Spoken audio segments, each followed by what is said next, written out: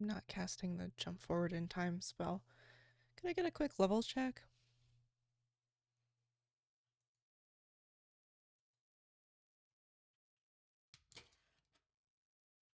Oh, absolutely. Original sprites. Alright. Just keep me posted.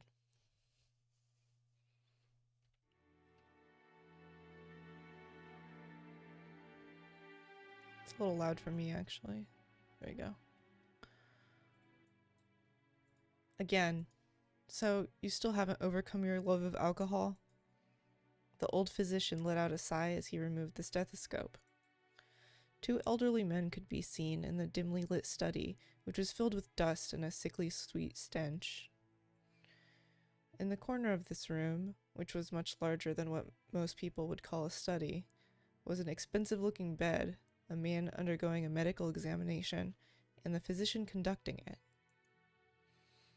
There was also what appeared to be a servant watching over the whole scene. The bottle is my friend.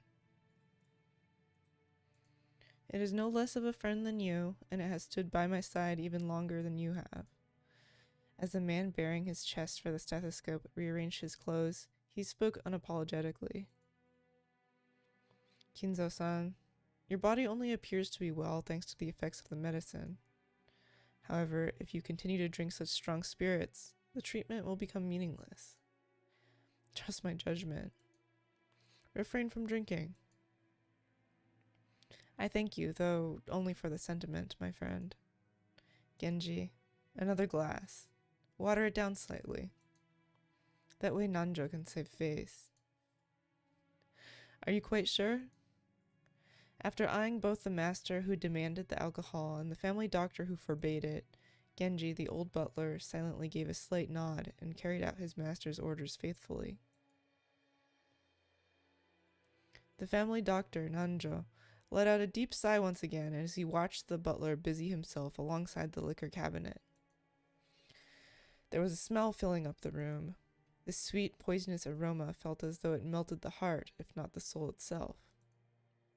It was the smell of that venomous green drink that the man couldn't bear to part with. Nanjo, you are my close friend, and we have known each other for quite a long time. I am deeply grateful for all that you have done to keep me alive this long. I have done nothing. After all, you never listened to my advice as your physician. Haha. And you never listen when I warn you about a mistaken chess move you're about to make. It seems only fair, does it not? Master. Thank you. I wouldn't die if I ran out of your medicine, but I would if I ran out of this. Disregarding Nanjo, who had his face set in a resigned expression, Kinzo took the glass that Genji was holding out to him. Very few people would associate that venomous color with an alcoholic beverage. Nanjo, be honest with me. How much time do I have left? Well now, how short must I make it to convince you to set the bottle aside? Nanjo once again let out a sigh of resignation. Then he finally spoke to Kinzo as the latter swirled his glass. You don't have long. What precisely do you mean by that? Let us illustrate it with the chess game here. You have very nearly achieved checkmate, but you have not yet cornered my king. Nanjo's gaze was directed at a side table with a massive chess set placed on top of it. Judging by the positioning of the pieces, the game seemed to be entering its final stage. Black's rook and bishop were cutting deeply into enemy lines. White's king had already been castled and cornered, so that even an amateur could see that the match would reach its conclusion before too long. Every time Nanjo came to give a medical examination, both of them would make a few moves. Nanjo was hinting that Kinzo would most likely fall into his eternal sleep before this game could be concluded. These were less the words of a physician than they were the words of an old friend. Were you a normal patient, I would recommend that you write a will at this point. And what is a will, Nanjo? Handwritten instructions to the vultures on how to devour and scatter my corpse? No, not at all. As the word suggests, it is a way for you to record your will for later generations. It is far more than just a means to divide up your inheritance. Oh. And apart from the division of the inheritance, what might I write of? You might write of your regrets, or matters you have left unfinished, things you want to pass down to others, or merely matters you wish to communicate. Anything you want. Things I want to pass down to others, or matters I wish to communicate? Ridiculous. I, Ushiromiya Kinzo, have not one thing I want to tell, or leave behind. I was born with nothing. I will die with nothing. There is nothing I wish to leave to my foolish children. Even if the end were to come today, even if it were to come right now, I would accept that fate of death without a trace of fear. I created everything, my fortune, my prestige, everything. Those were built up by me, and they will be lost along with me. There is nothing I wish to leave behind. Nothing. After I am gone, I care not if it all goes to waste. I desire no tomb, no coffin. Those were the terms of the contract I made with the witch. When I die, everything will be lost. That has been part of the promise since the beginning, and that's why nothing will be left behind. There's nothing I can leave behind. After reaching a furious crescendo, Kinzo suddenly slumped over. His expression was limp and feeble, as though an evil spirit had possessed him and then left. However, I do have one regret. I have nothing to leave behind, but there is one thing I cannot leave undone. You would do well to write it down, of course. It would be best if you could finish it before your time comes. However, even if the worst happens, those who come after you will carry it to completion. You must leave behind your regrets, so that they can be resolved even if you are unable to do so yourself. That is the purpose of a will. When Nanjo tried to gently pat Kinzo's shoulder, the dying man flew into sudden rage and batted away Nanjo's hand. It's useless, useless, useless. It must be done while I'll still live. At the moment of my death, my soul will be devoured by demons of the contract and wiped out of existence. For me, there will be no peace or another world after death. That's why everything must be completed before I go. That's why a will has no meaning for me, and even if I had a chance to write such a thing, if I did have such a chance, I'd want to see it. I want to see it one more time. I want to see Beatrice's smiling face one more time. Oh, Beatrice, why have you resisted me for so long? I'll return everything you have given me. I am prepared to lose everything, so please, show me your smile just one more time. Beatrice, I beg of you. You must be able to hear my plea. That's the kind of woman you are. I beg of you, show yourself to me. You're here, aren't you? You're standing there, invisible, listening to every word I say. And even now you're mocking me from somewhere in this room, aren't you? Please appear before me once more and smile.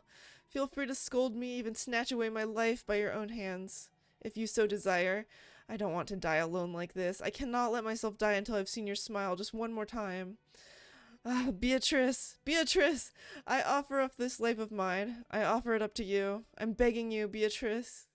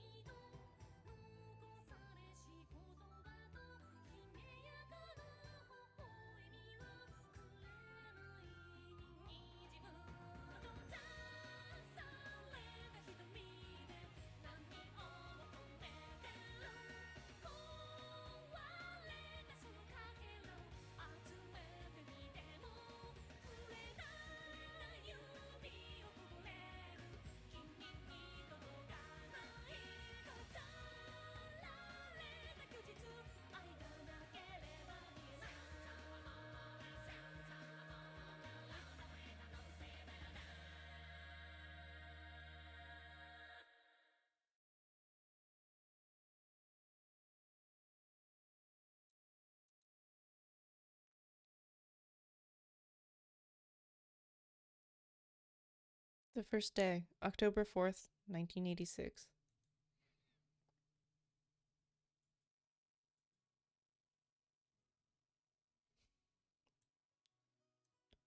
Sound adjustment. Can you hear the music?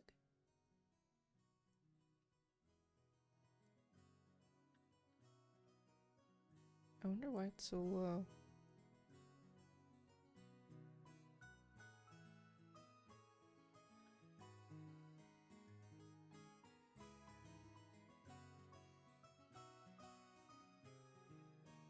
Okay, let's leave it at that for now. We'll see. Whoa! Things sure move with the times. I can't believe we'll be able to make the trip in just 20 minutes. I couldn't help but scratch my head and marvel at how far things have come in recent years. We used to go by boat. Back then, we were all forced to endure nearly half a day of swaying back and forth over the sea before we reached Nijima. Things have gotten so much more convenient these days. Still, I've never been on a plane this small. I've flown in a huge jumbo jet before, but this will be my first experience in such a tiny one. It's gonna shake, isn't it?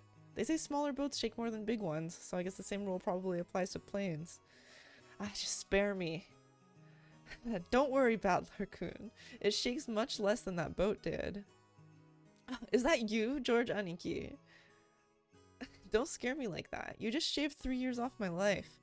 Anyway, what's shaking got to do with anything?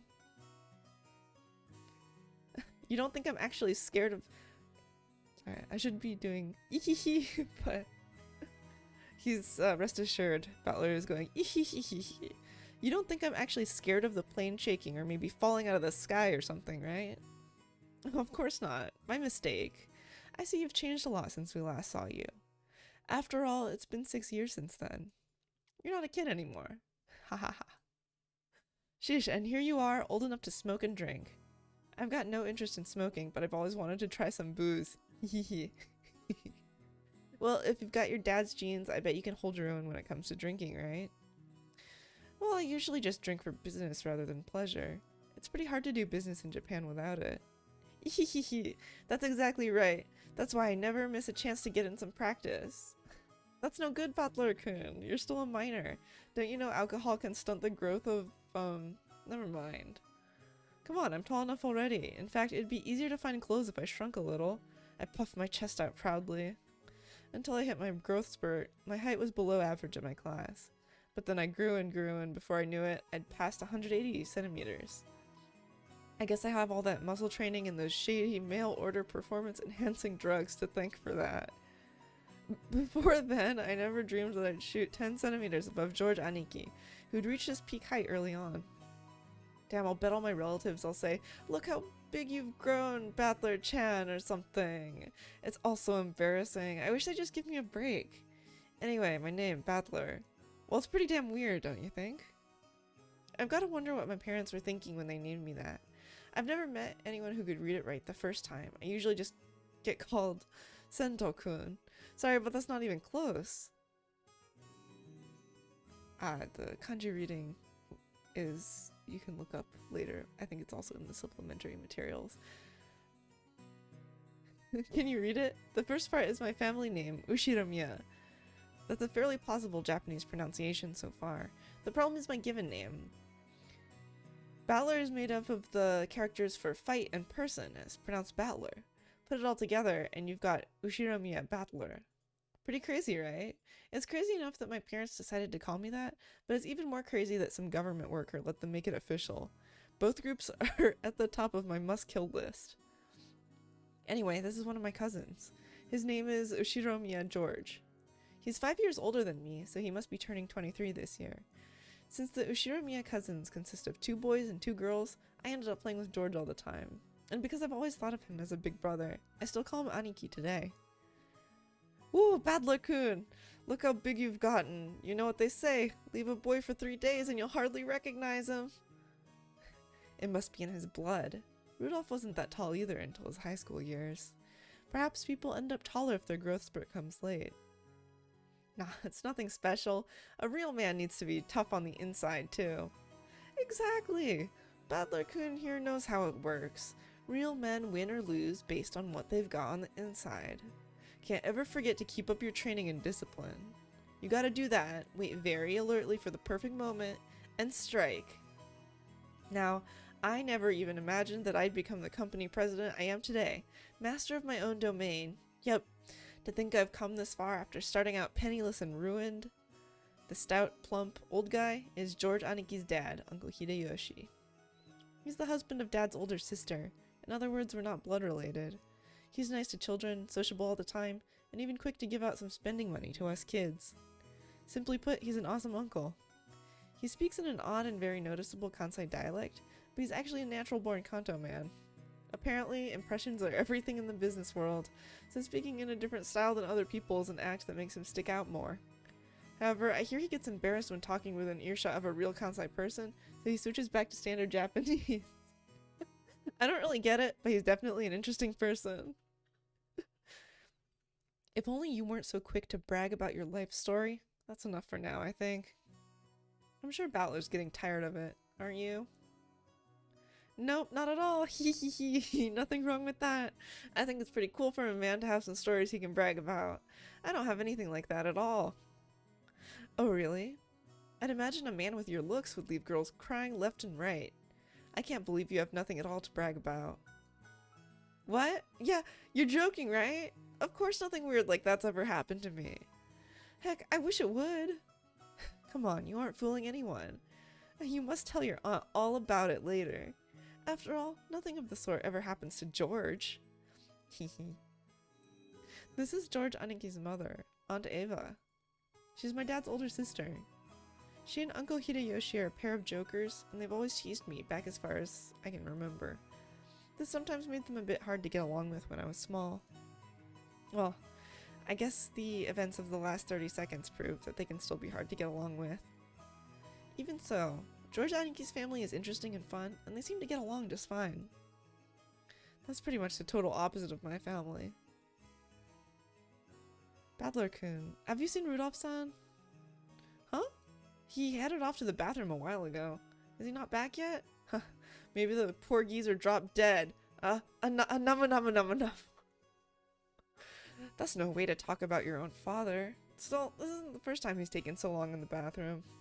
Yeah, the guy's always been that way. Does he really have to take a magazine with him every time he needs to take a dump? And what on earth is he doing in there with those particular magazines?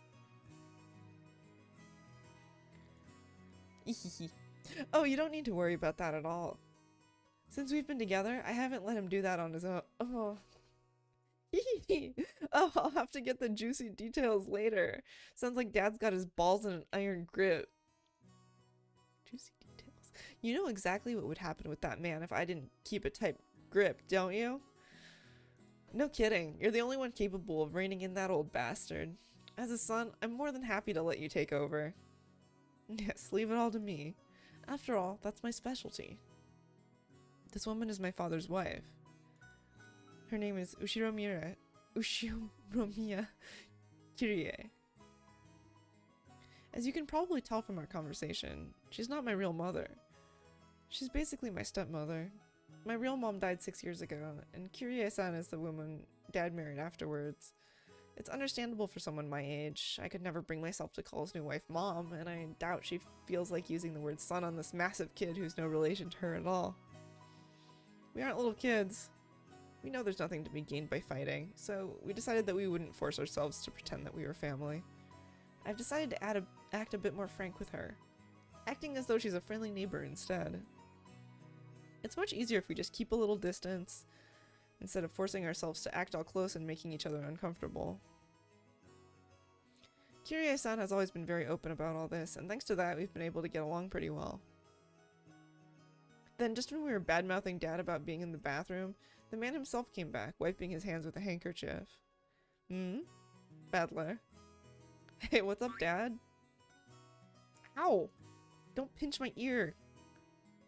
So you've been talking trash about me with Mom again, haven't you? What makes it so hard to show a little respect for your father, Ow, ow, ow, ow, ow! Damn it, that hurts! You can stretch my ear all you want, but I'm not gonna be able to fly. That hurts!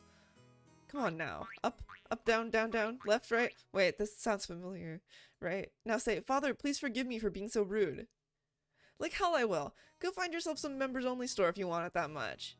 Let go! This old bastard is my dad.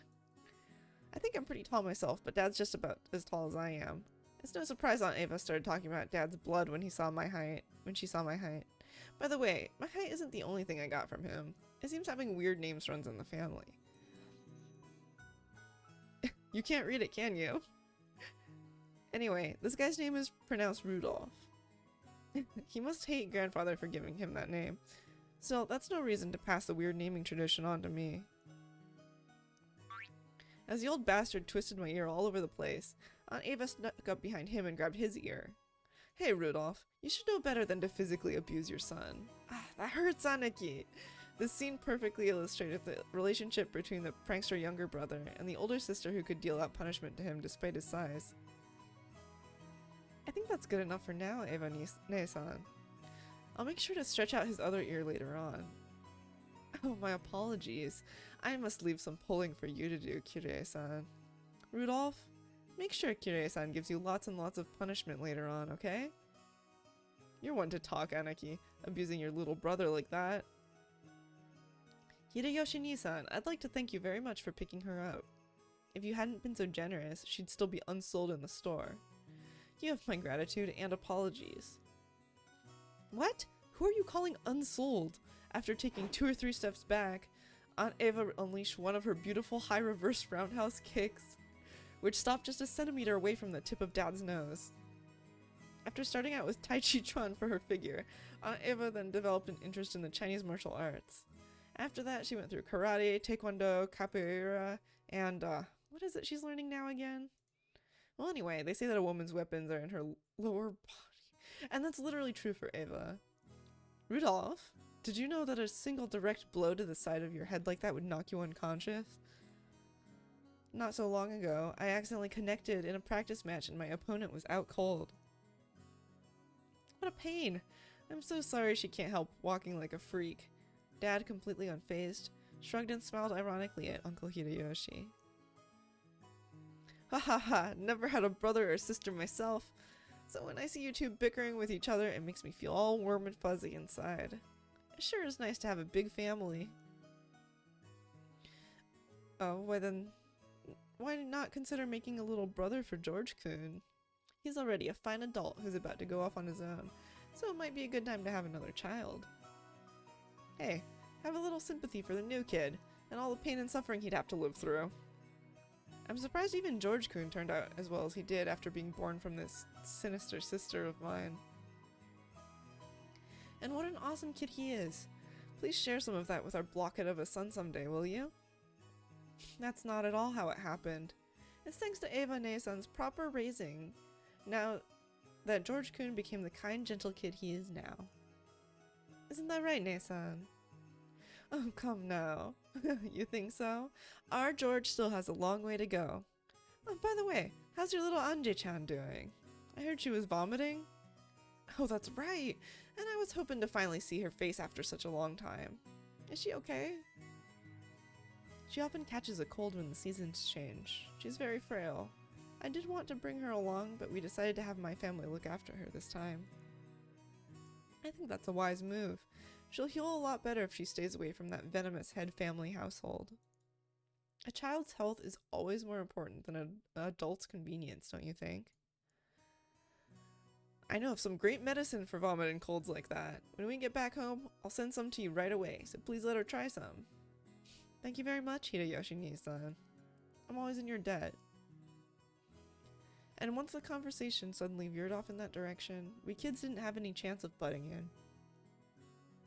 For now, I'm just happy Aunt Ava gave Dad his just desserts for tugging on my ear.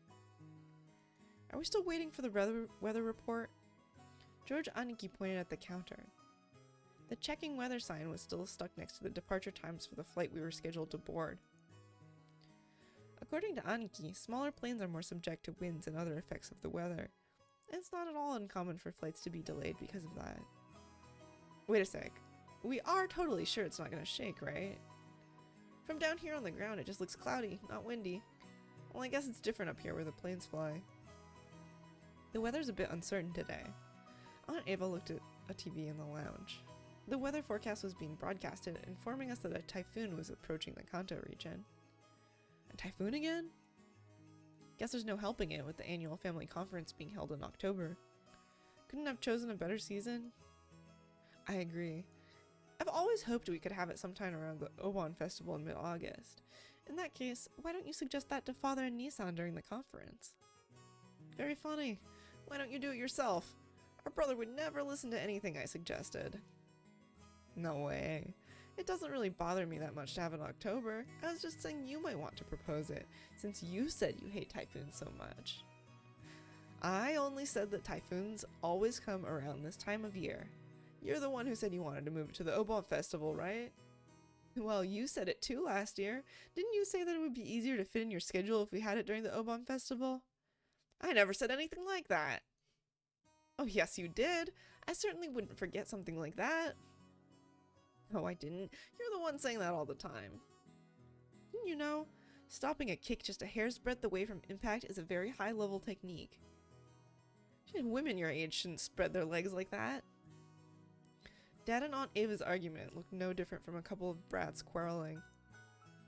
Even though they usually behave like normal parents, they turn right back into kids again when they meet their siblings at these family conferences. You're the one who looks like a real adult, analyzing it all calmly. I hope I never turn out like that old bastard. I'd much rather end up as an intellectual adult like you, Aniki. Like me? Oh, I still have a long way to go. I still have very little experience out there in the real world, and I need to work on becoming more confident and sociable. I think you far surpassed me on all of those counts, Battler-kun. I'm sure you'll outstrip me fast enough when you become an adult. George Aniki scratched his head and laughed, as though trying to hide his embarrassment. Of course he was just being humble. Aniki entered a university and became an apprentice at Uncle Hideyoshi's company at the same time, studying both academics and how to produce a business emperor in parallel. Then right after graduating, he got into Uncle Hideyoshi's company as his father's aide, piling up a lot of real-life experience as he devoted himself zealously to his work. His great dream is to one day stand on his own and build up his own kingdom. Aniki is a real paragon of a man, sparing no effort as he strives towards his goal. It's no exaggeration to say that I really respect him. And then there's me. I'm nothing at all like Aniki. I'm living my happy-go-lucky, idle high school life to the max. I've got no dreams for the future. I'd like to just sit back, stay cool, and let the money flow in. But of course that could never happen.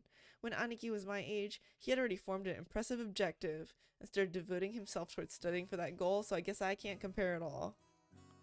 My dad just says, sure, you can study at my company if you like cleaning toilets. Damn it. I'm not going to be in the debt of that old bastard. I'll find my way myself. If only willpower was all it took to become an adult.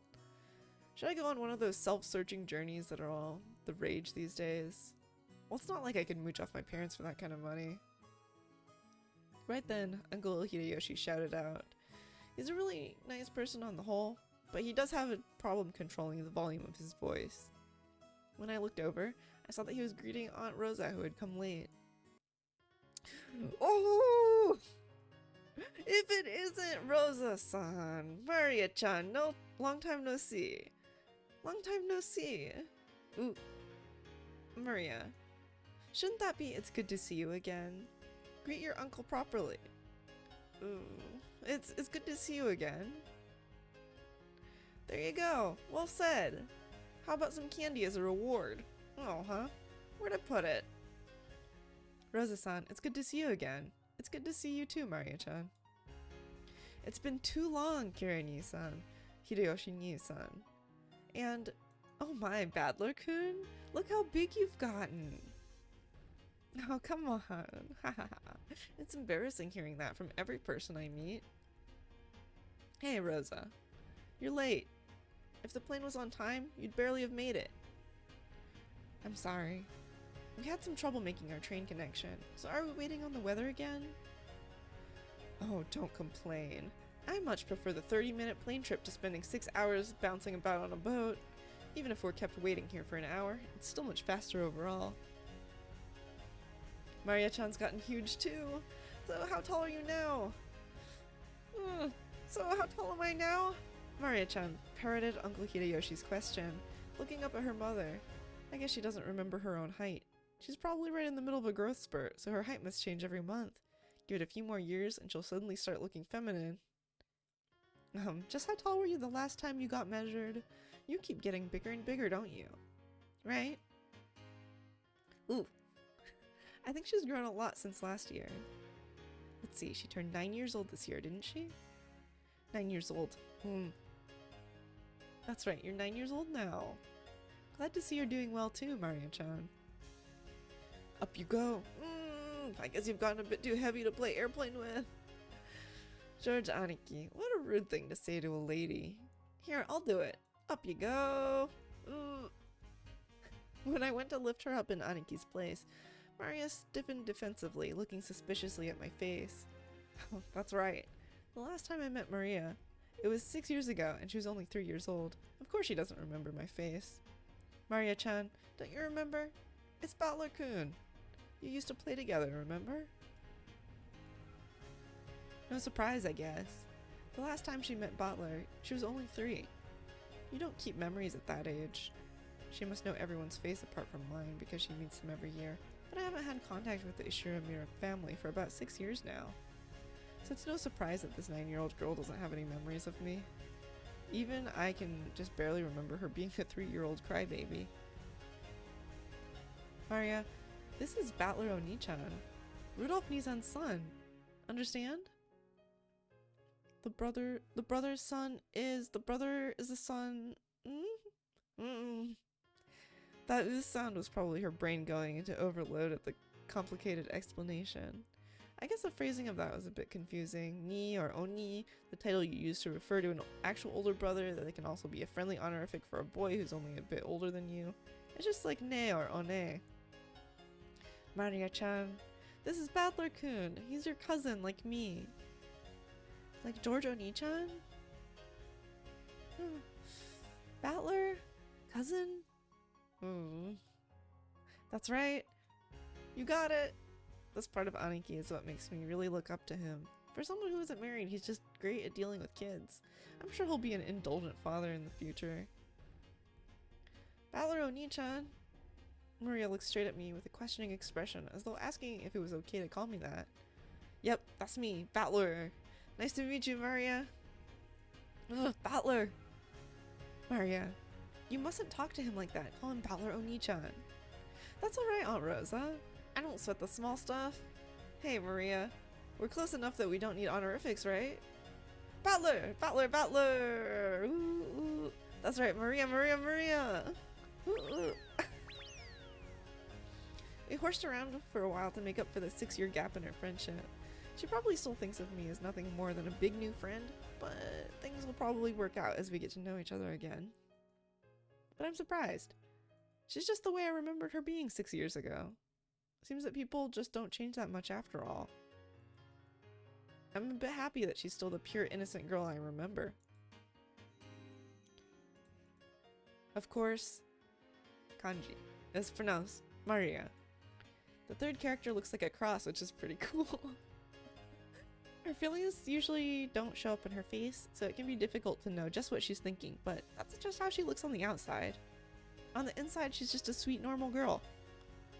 Then there's Maria's mother, Aunt Rosa. She's my dad's younger sister. Here's a name that's totally not Japanese. Sorry to say it, but her name's almost as ridiculous as Dad's. I've got to respect her for not ending up as screwed up as he is. When I think about it, all the names in my family sound foreign. Just why is grandfather so obsessed with that? Because of him, even we grandchildren have to put up with this weird naming sense. It's even more annoying since grandfather's own name is perfectly normal. Anyway, there's one thing about Aunt Rosa that's a relief compared to the other family members. The old bastard and Aunt Ava have this annoying urge to tease and mock people all the time. But even though she shares their blood, Aunt Rosa isn't like that at all. She has the most common sense among all the siblings. Like Uncle Hideyoshi, she's a kind aunt who will always be on the kid's side. However, possibly because she's more strict as a parent, she's not liberal with handing out spending money like Uncle Hideyoshi. Okay, now we have the entire group of family members who are going to board the plane. At that moment, as the guide waited for us all to arrive, an announcement rang out through the lobby. Our apologies for the delay. Boarding will now commence for flight 201 to Nijima. We ask that the passengers please form 2 lines in front of the counter behind the white line. Rosa, you still haven't gotten through boarding procedures, right? Hurry up. Oh no. Maria, come on. Ooh.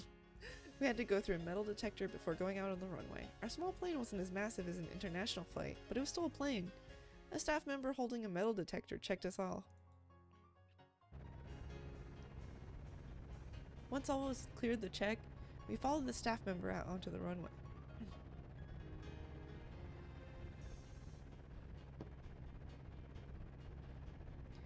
Come to think of it, everyone here is in the Ushiromiya family. It's like this is a reserved charter flight or something. It is. Our group stopped in front of the entrance to the airplane. Then our guide turned around and spoke, looking down the passenger list as he did. Boarding will now commence. As I call out the names on the passenger list, please take your seats in order, starting from the front row on the right side and going right to left, then on to the next row. I will now begin reading the passenger list. Ushiromiya Hideyoshi-sama. Oh, I'm first, right here. By the way, do you have some candy, Ava? I've been looking all over for some, but I can't find any. Ushiromiya Eva-sama. They're in my handbag. I'll get one once we're inside the plane. I've heard that candies are a good way to protect your ears from hurting because of the variations in atmospheric pressure when landing or taking off. That's probably what they're talking about.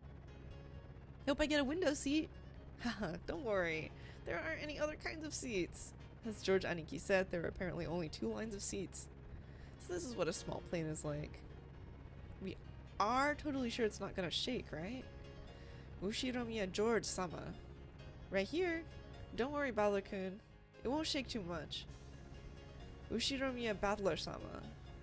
Aniki, what do you mean not too much?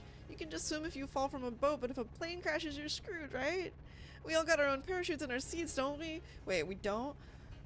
Ushiromiya Rudolph-sama. Come on, Battler, stop standing there slack-jawed and get in. Oh, Dad, don't push me. We don't get parachutes?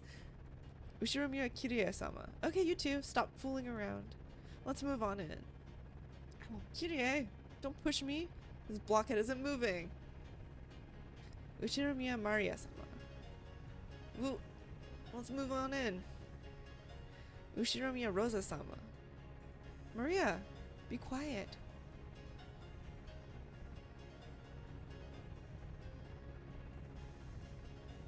This is your pilot, Kawabata.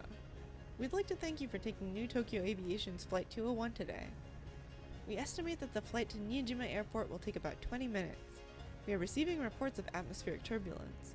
There may be some shaking of the aircraft, so we ask that you do not unfasten your seatbelts after takeoff. Aniki, did that guy just say we need to wear seatbelts?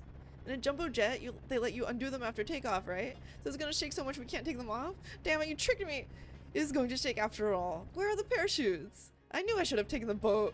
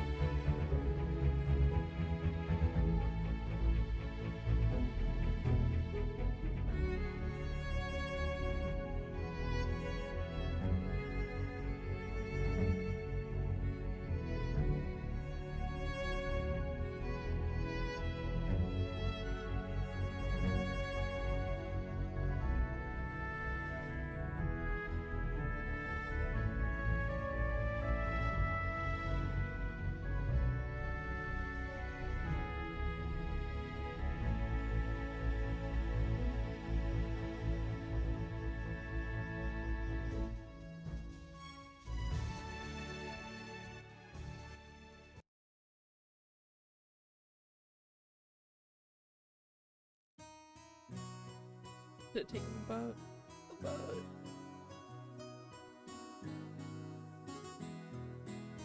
Fall! Fall! Ooh, ooh. Maria, that's enough. But what a surprise. I thought there was nothing that could scare you. I'm looking at these volume levels. Just a little bit. I thought there was nothing that could scare Battler-kun. This guy can't handle vehicles for some reason. Always yells about falling and sinking and stuff. You're a disgrace of a man, you are. Shut up. That thing was seriously shaking way too much. I just got a little stressed since it was my first time on a small plane like that. You call that a little stressed? Sounds like it'd be fun to take an overseas vacation with you, Battler. Would you like to go to Egypt with your aunt? You'd get to ride a plane for a full 14 hours. There's a good plan. Battler-kun, you should let Eva-ne-san toughen you up some. Still, it's so hilarious. Now, everyone's got their own strong and weak points. It's bad to laugh at them. Dad, you're laughing too. Hey, Maria-chan, you shouldn't laugh anymore. Shouldn't laugh anymore? God damn it. Is being scared of planes really such a big deal? Everyone obviously thinks I'm a big oaf now.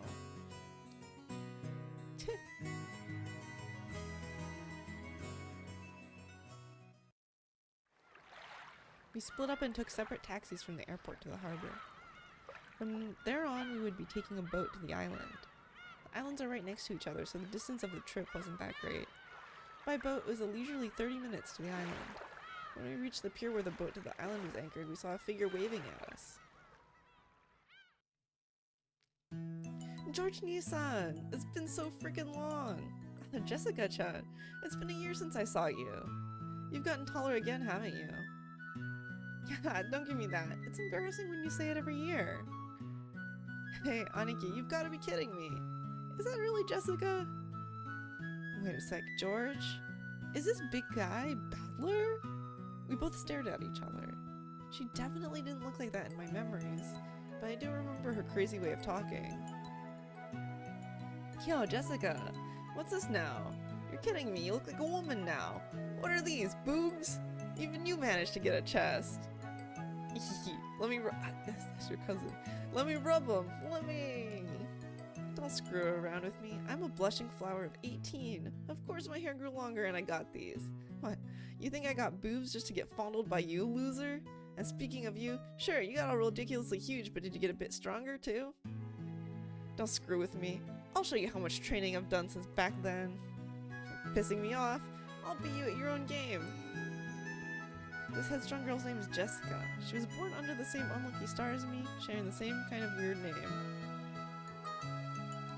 She's Dad's older brother's daughter. The older brother happens to be the eldest son of the Ushiromura family, so for now it means Jessica is the direct family heir. Since Jessica and I are the same age and sometimes have little boy-girl squabbles with each other, we've always been used to fighting and joking around together whenever the relatives gather. Jessica grew more quickly, so she always had me beat in terms of size and physical strength. When we scuffled in a contest of strength, it usually went Jessica's way. So even though I realized I'd grown bigger, part of my mind was still convinced that I couldn't beat Jessica. Whoa! What are you getting all serious for? Ow! Hey, this is nothing. Jessica, you've gotten weak. Shut up. I'm a girl, so of course I couldn't beat a guy with physical strength forever, right? Well, you've got a point there. The meat I put on my arms all went to your chest. Looks like it'd be a pretty even test of strength between my arms and your boobs, don't you think? I told you, my boobs are for you to feel up. Besides, how about you? Did your cute little elephant song get a bit bigger to go with the rest of you? Stop it, idiot! No, you perv! I'll be ruined for marriage. Don't touch my crotch.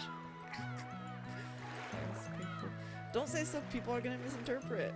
Honestly, I was so surprised at how feminine Jessica had become that I had to joke around like an idiot to hide it. Well, considering what a bossy brat she was 6 years ago, anyone would be surprised.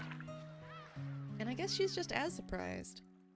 She probably wasn't expecting to lose to me in a test of strength. After losing that easily, she must have been shocked at how much I've grown the past 6 years. 6 years. Once again, I'm being shown just what a huge gap of time that was. Just a little sidebar, but it is pretty accurate too. 17, 18. So, as painful as it is to read out loud. Crap. Total defeat. It's like I'm no match for you anymore. That's not true. Even Battler-kun must have his weaknesses. Right, Maria-chan? Ooh. Fall! Shh, cut it out, Maria. Let's keep that a secret, okay? Fall? The hell are you talking about? Hehe. Sorry, but there's no chance you'll see that weakness of mine now. After all, the nightmare plane trip is already over and done with. Only thing left is the nice, quiet splashing of the boat ride. I never thought I'd start loving that piece of junk boat this much. Hehehe. Huh? George Nissan, is there something wrong with his head? You'll understand soon. Very soon. At the time, I didn't get what Aniki meant by that big smile. What have we here? Ooh, Battler-san, how big you've grown. Who's it this time? It's an old lady with an apron. Oh yeah, that takes me back. I remember now. You remember her, right? It's Kumasawa-san, the servant. I could never forget you, Kumasawa-bachan. After all, you haven't aged a bit in these past 6 years. If anything, I'd say you're looking younger than ever. Ho ho ho! Lately, my skin's been getting quite smooth and silky. And look, hasn't my chest gotten bigger as well? How'd you like a little feel? You're kidding, right? My breast fondling is strictly limited to bouncy girls. Oh, I was quite bouncy in my youth. Don't be shy. Fondle to your heart's content. Ah, give me a break. It's girls, not grannies. The jokes I'd cracked about Jessica were being turned against me. Come to think of it, Kumasawa has always been the type to tease people. Kumasawa-san, stop that now. People with one foot in the coffin shouldn't jump around. To sport with the young is the most rejuvenating medicine.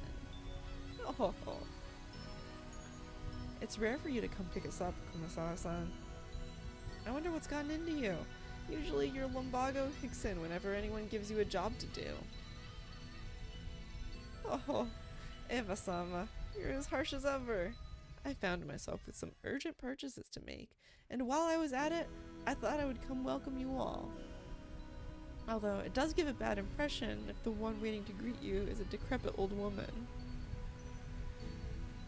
Aunt Eva spoke sarcastically, but Kumasawa-bachan's years of experience were nothing to sneeze at. She was more than capable of smoothly and coolly deflecting that comment. Well, it feels bad to say it, but Kumasawa-bachan may be past her prime as a servant. She might act as though she's in good health, but between the headaches and the lumbago, her body is wearing out. To tell the truth, the very fact that she's still working is impressive. How old is she this year again? She must be pushing 80 at least. It's incredible that she's still able to act so cheerily. You just seem to get more and more lively. Oh, that's right. Here you are. It's the tea I told you about before. I brought you some. Please do try it later on. Aunt Rosa took a souvenir bag from her suitcase. To think that she remembered a promise that she'd apparently made last year and faithfully brought it. This sort of thoughtfulness was just like Aunt Rosa. She wasn't the kind of person who'd forget or break a promise. Kumasawa-bachan seemed deeply touched, not only that Aunt Rosa had remembered this year-old promise, but that she would bring a gift to a simple servant like her. This woman is Kumasawa Chiyo-san. She's a senior servant who's been working at the Ushiromiya head family household for many years. As you'd expect from someone her age, manual labor isn't her strong suit, but she's a kind of super servant who can handle just about anything else, from kitchen work to cleaning to laundry. It seems like her only flaw is a tendency to slack off. I hear she tries to get away from heavy or troublesome work by playing up her chronic diseases. In Kumasawa-bachan's case, this was probably a sign of craftiness rather than laziness. Though it probably doesn't impress those paying for her salary. Ah well, even if she's pretty flaky when it comes to work, I could never dislike her. I guess it's probably because of her cheerfulness and her constant smile. Hey, glad to see you're still in fine spirits. How's your back doing then? Even with the medicine, it's not getting one whit better. According to the doctor, nothing can be done for this one. It's what you might call an incurable disease. Ho ho ho. Anyway, Jessica-chan just keeps getting prettier. Good thing she takes after Natsuhime-san. Really? Personally, I don't think we look alike at all. I mean, I don't even want to be like my parents, because I got zero respect for them. Now, you shouldn't say such things. Though there are quite a few people who don't want to be like their parents in our family. That's me! You sure as hell better not take after me. Your nose looking like mine already pisses me off. What are you talking about? You're surprisingly alike you and father. Come on, you can't be serious. Just how am I like Dad? You're a lot like him, especially in how arrogant and prideful you are. Father's blood is especially strong in you and Nissan. Wouldn't you say, Rosa? No, absolutely. Kraus Nissan and Rudolph Nissan are almost unbelievably like Dad. Alright already. Why am I the only one under fire from the girls? Hideyoshi Nissan, give me a hand, please. My, Rudolph-kun. You're always so popular with the ladies. I'm jealous. Ha ha ha. Ho ho ho. As usual, you're popular enough to make me jealous. Well then, everyone, shall we head over to the boat? Come now, Maria-san. Let's get on the boat together, okay? Get on the boat together. Ooh. Everyone gets on together. Ooh. Hell yeah, this time around, I'm not gonna be scared. I'm used to being shaken by the waves. With that piece of junk fishing boat, I'm less afraid of the shaking and the engine breaking down than the boat drifting off. Oh yes, Balor-kun, I forgot to tell you. That fishing boat was completely worn out, so it was taken out of commission a few years back. Now we get taken to the island in a different boat. Oh right! It's Balor's first time in the new boat. It's super comfy and freaking fast. It can go at crazy high speeds. Oh, that means less travel time, right? That sounds great. Having to worry about sinking is less scary than being on a plane. It would still be awesome to get it over with as soon as possible. Ooh, is Balor going to go fall again? That's only on airplanes. Everything's fine now. Anyway, it's the captain's pride and joy, a kind of modded high-speed boat. Seems he's got it pretty souped up. He was bragging about how he attached 4 base high-efficiency propellers to make it break 40 knots or something. He talks about it all the time, so I've sort of memorized the spiel. Yeah, I've got it memorized too since we hear about it every year. The captain says he's been obsessed with modding ever since he lost a speed contest with a foreign boat ages ago. According to him, that opponent managed to break 30 knots with just a fishing boat. And his thirst for a revenge match got him to build an awesome, all-new, super high-speed modded boat. I'm sure you'll just love it, Balor. Super high-speed modded boat? My first thought was that this would be much better than some beat-up boat that might sink at any moment, but for some reason I got this feeling of foreboding. Probably just overthinking it.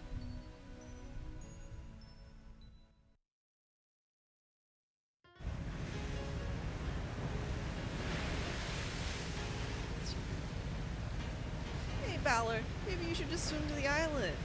Balor-kun, you shouldn't lean over the railing too much. You might fall. Ooh, fall. Damn it. So this is why you were all grinning back there. So this is the super high-speed boat that the captain started modding. Oh yes, that piece of junk fishing boat from 6 years ago doesn't hold a candle to this guy. Whoa, it's shaking. I'm gonna fall. Ooh, gonna fall. If I fall, I'll land in the ocean and drown. Where's the parachute? Where's the buoy? Give me a life jacket. Balor, what the heck are you doing that for? Jessica-chan, Maria-chan, it's not nice to tease. Balor-kun, if you're scared, then just don't come out on the deck. I think you'll be able to calm down a bit if you go inside the boat. Yeah, that's a no thank you, Aniki. Shipwreck victims are always the ones inside the boat. The survivors are usually those on the deck during the accident, so I'm staying right here. But it's shaking. I'm gonna fall. Gonna fall. Maria, I told you to behave yourself. But Balor-kun, it looks like you really can't handle it. I'll go tell the captain to slow down. Yeah. Oh, Aunt Rosa, thank you. I can tell you now that safe, slow driving is definitely the way to go, even the way on the sea. Don't do that, Rosa. Trials and tribulations are important for young men. Isn't that right, Balor-kun? You'd better be able to overcome a little scare like this. Otherwise, you'll never be able to get to go to Egypt with your honor. Ava, you're so mean. No, I'm gonna fall. Life jacket, parachute. Oh, wait, gotta spin it around. Think that way. What's the enemy aiming for? Is he doing this to scare me? Is that what he's aiming for? Too bad. Like, Paul will be scared. But no, I'm gonna fall.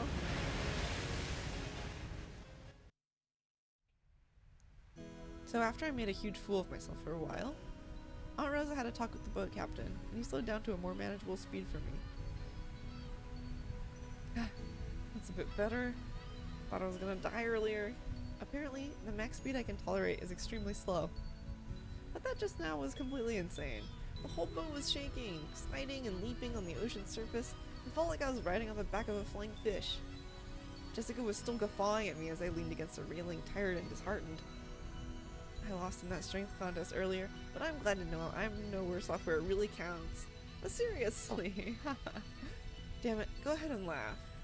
One of these days, I'm gonna find your weakness and get back at you, and then a boob comment will be mine to squeeze. Yeah, sure, good luck with that. Battler, all weak. Yeah, Battler, all weak. I wanna die on land, not in the ocean or in the sky. Maria was patting my back, so I patted her head in return. Her expression was blank as usual, but I realized she wanted to console me. Battler-kun, the captain's throwing in drinks to make up for this. Would you like one to calm yourself down? George Aniki and Kumasawa-ba-san brought us all ice-cold cans of soft drinks covered with beads of water. Judging from Kumasawa-san's big grin, our parents inside the boat were probably all rolling around, laughing at my moment of pure terror. Damn it, I'm so embarrassed, I can't bear to face any of them. If I didn't change the subject somehow, I had the feeling I'd be the butt of everyone's joke for the whole trip, so I tried to think of something harmless to talk about. Hey Jessica, how are Uncle Kraus and Aunt Natsuki doing? My old man and mom? Unfortunately, they're fine. Though every other word of their mouth is study, study, which pisses me off. I'm so jealous since it doesn't look like Uncle Hideyoshi or Uncle Rudolph would say stuff like that. Oh no. Before I had my exams, my parents kept pressing me about it over and over. I thought it was annoying them, but now I'm grateful. I knew it! You really are awesome, Aniki. Anyway, I have to look after myself. No one tells me what to do. Well, it's not like I'd listen if they did. Battler-san, have you still not returned to your parents' home? Oh, I kind of go back every now and then. I've got lots of clothes and stuff left at the house I was living in until recently. Battler has 2 houses? Something like that. Why? Why do you have 2 houses? Only Maria, who couldn't really grasp the situation, voiced this naive question. However, the others just shot nervous glances at me, choosing not to respond even though they knew the answer. Maria, look, you can see the harbor now. Look, over there. Can you see it? Ooh, saw the harbor!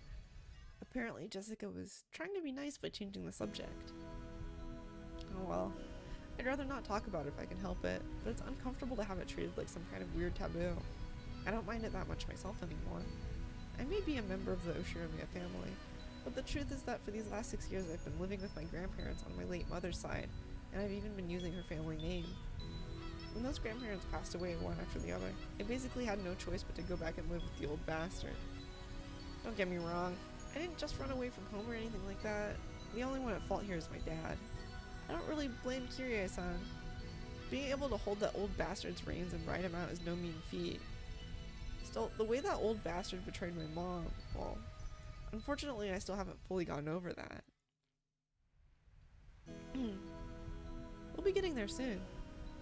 George Aniki cleared his throat, trying to change the subject. Please forgive my indiscretion. It seems this old woman has said too much already. If I have hurt your feelings... I don't mind it, and no one's feelings are hurt. Don't worry, Kumasawa-ba-chan. Kumasawa-san seemed to regret speaking out of turn, but I was more concerned about being worried over for something like that, so I stood up and passed it off lightly. After that, I had a sip of my drink and headed over to Maria and Jessica, who were gazing at the silhouette off the island. Battler, I saw the island! There! Ooh. Where is it? Oh, I see it now. Even after 6 years, the island still hasn't changed a bit.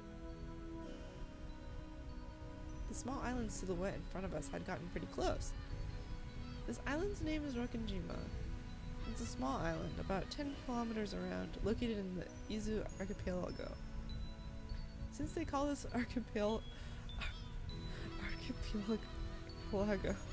the Izu 7, lots of people think that there are only 7 islands, but that's not true. There's actually several more, and Rokkenjima is one of the minor islands that don't get counted.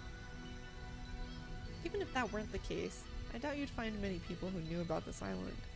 Only people connected to the Ushiromiya family ever go there. In other words, outsiders and tourists never have any reason to care about it, so you'd never find this island's name on a travel brochure. After all of Rokkenjima is an estate possessed by the Ushiromiya head family. Only the Ushiromiya family lives there, and only people connected to the Ushiromiya family come and go, and from there. There's nothing there except a harbor and a mansion. The vast majority of the island is still just uncultivated forest. Such a waste when it could be made into a nice golf course or something. However, when you realize that the entire coastline is a private beach, it starts to sound pretty magnificent. You've probably guessed by now, but to put it simply, well, the Ushiromiya family is just rolling in dough. The head family apparently possesses a vast fortune, and Dad and the others who make up the branch families have built up plenty of wealth for themselves, finding success in their respective businesses. I have been living a commoner's life at my grandparents' home for 6 years, so I'd completely forgotten. But the old bastard's house really is elegant, and everything about it is tuned to match the snobbish tastes of the annoyingly rich. Come to think of it, I guess that means George, Aniki, Jessica, Maria, and me, wealthy, high-class gentlemen and ladies. Needless to say, none of us think of ourselves that way at all. I don't see myself as being rich, and George Aniki, who takes self-discipline very seriously, doesn't let himself get too comfortable. Jessica is always complaining that she'd rather move to the city than be rich, and Maria's still a kid who isn't even interested in money at all. Does that attitude really make us any less snobbish? From the perspective of people in poverty who can't pay the bills, we really have been blessed with a lot. This isn't the place to explain any further, so I won't. Anyway, it's the same as not being able to choose the parents you're born from. I didn't ask to be born into a rich family, and I don't think it's really something to be envied. It can be pretty trying when people are prejudiced against you just because you're rich and refuse to judge you by your merits. As I pondered these sentimental thoughts, Maria started shouting and leaned over the railing.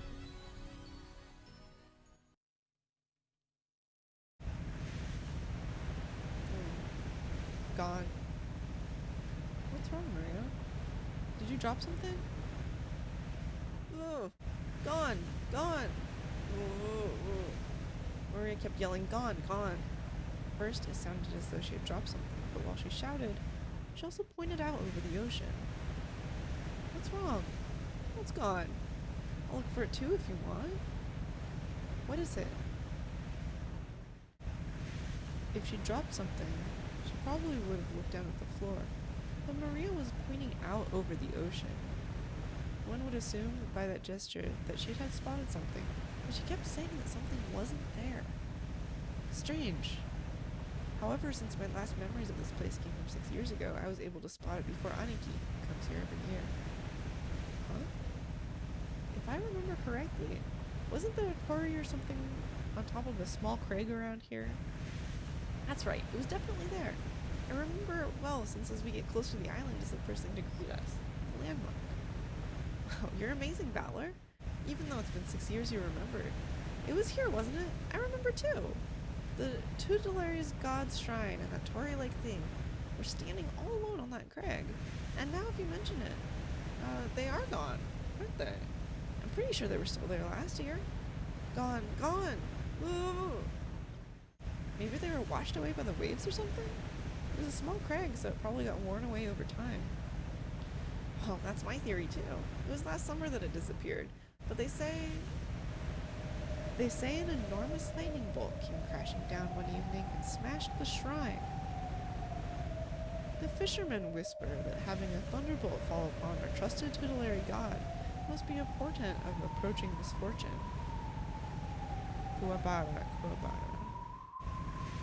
Kumasawa-san smiled impishly as if teasing us, rubbing her hands together while intoning a Japanese phrase meant to warn off lightning. However, Maria apparently took this seriously. stared fixedly over the ocean to where the crag housing the shrine god was supposed to be.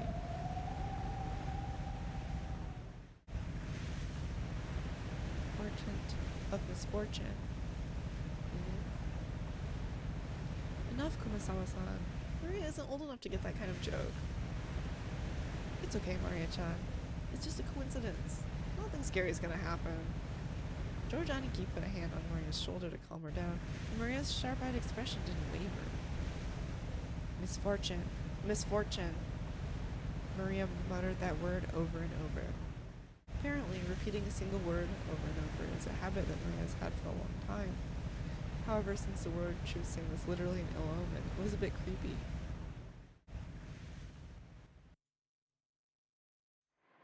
Hey now, Maria.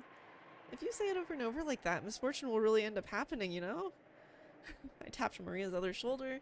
Maria whipped her head around, stared into my face, and spoke, unblinkingly. Ooh, misfortune is coming. Huh? And just where is it coming from? I answered lightheartedly, trying to break the tension in the air. At that moment, Maria held up a finger, raised her arm high, and pointed up to the heavens. When I looked up, I saw that the sky was still just as cloudy, but had grown a great deal more leaden than it had been that morning. That's right, they were saying that a typhoon was approaching. We had planned to spend one night on the island, but if this storm doesn't pass quickly, I won't be able to make it to school on Monday. Well, I guess it makes for a pretty good excuse to be absent. Whoa. She apparently sensed some kind of misfortune in this cloudy sky. She's been muttering that nonstop for a while now. Girls at Maria's age tend to be very impressionable. She's just about the age that many girls start to get excited about sixth sense and whether they have any psychic potential and stuff.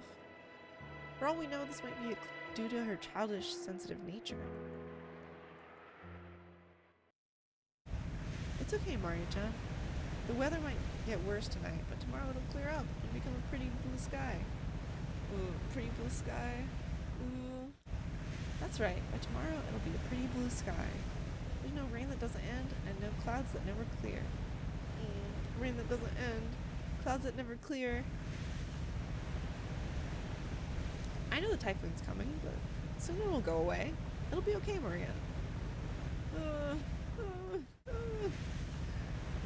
Maria started yelling, ooh. It looked as though she was having a tantrum because no one could understand what she was trying to say. What in the world is Maria trying so desperately to warn us about? Unable to understand her, we couldn't help but feel a vague sense of misfortune. I've heard that everyone can feel the supernatural, but that it weakens as you age. That might mean that Maria, the youngest one of us, still possessed some kind of sense that the rest of us had lost. I wonder if that sense is sending her a warning. At that moment, Kumasawa-san quietly opened her mouth. Rumor has it that long ago, Rokkenjima was... Kumasawa-san, let's not talk about that now. Just as Kumasawa-san was about to tell us some kind of story, Jessica sharply interrupted her. Jessica's tone was extremely firm for her. I wanted to push her further just out of simple curiosity. But judging by the look on Jessica's face, whatever Kumasawa-bachan was likely to say would probably make Maria even more uneasy. If I did try to press her for the story, the odds were pretty good that it wouldn't be anything bright and cheery. Oh, I do apologize about that. The wind here is hard to bear for the elderly, so if you would excuse me for now. Gossipers have no reason to hang around after they've been told to stop chatting. When Kumasawa-san finally realized that she'd overstepped her bounds, she went back inside the boat. After she'd left, Uncle Hideyoshi showed up in her place. Since he'd arrived mid-conversation, he completely failed to notice the complicated atmosphere that hung about the scene, so he refreshingly and unwittingly swept the atmosphere aside. So in the end, it was his lack of tact that brightened the mood. Looks like we're almost there. Okay, just a bit more. Took forever at the speed we went today, didn't it? Wonder whose fault that was. Ha ha ha. Uncle Hideyoshi, give me a break already. Come on, don't stop there. Seriously, thanks to Bowdler here, it's taking forever. Ugh. Maria probably thought that everyone was refusing to listen to her. She hung her head, wearing a fretful expression. As she did, George Aniki crouched down to meet her eyes and spoke to her kindly. Maria-chan, there's nothing to be afraid of. Because we're all together. There's nothing to be afraid of if we're together. Go ahead and say it. There's nothing to be afraid of if we're together. Yes, there's nothing to be afraid of if we're with each other. That's right, exactly what George Aniki said. If we stick together, there'll never be anything at all to be afraid of. Right, Jessica? Yeah, no doubt about that. What George Nissan says is always true, Maria. George Oni-chan, always true. Yes, I don't lie. So trust me. There's nothing to be afraid of if we're all together. George Oni-chan doesn't lie. I trust you. There's nothing to be afraid of if we're all together. Not afraid. Maria jumped into George Aniki's arms and hugged him tightly. After Aniki patted her head, she jumped away again. Her facial expression had undergone a 180-degree change, turning back to normal. She was once again the ordinary Maria. There's nothing to be afraid of anymore, because we're together. Ooh. Yeah, that's it. You look all better now. You're strong, and that's awesome. Ooh, I'm awesome! Hey now, what's going on here? Maria-chan didn't get seasick, did she? Haha, well, something like that. We'll be arriving soon. The harbor was already drawing near.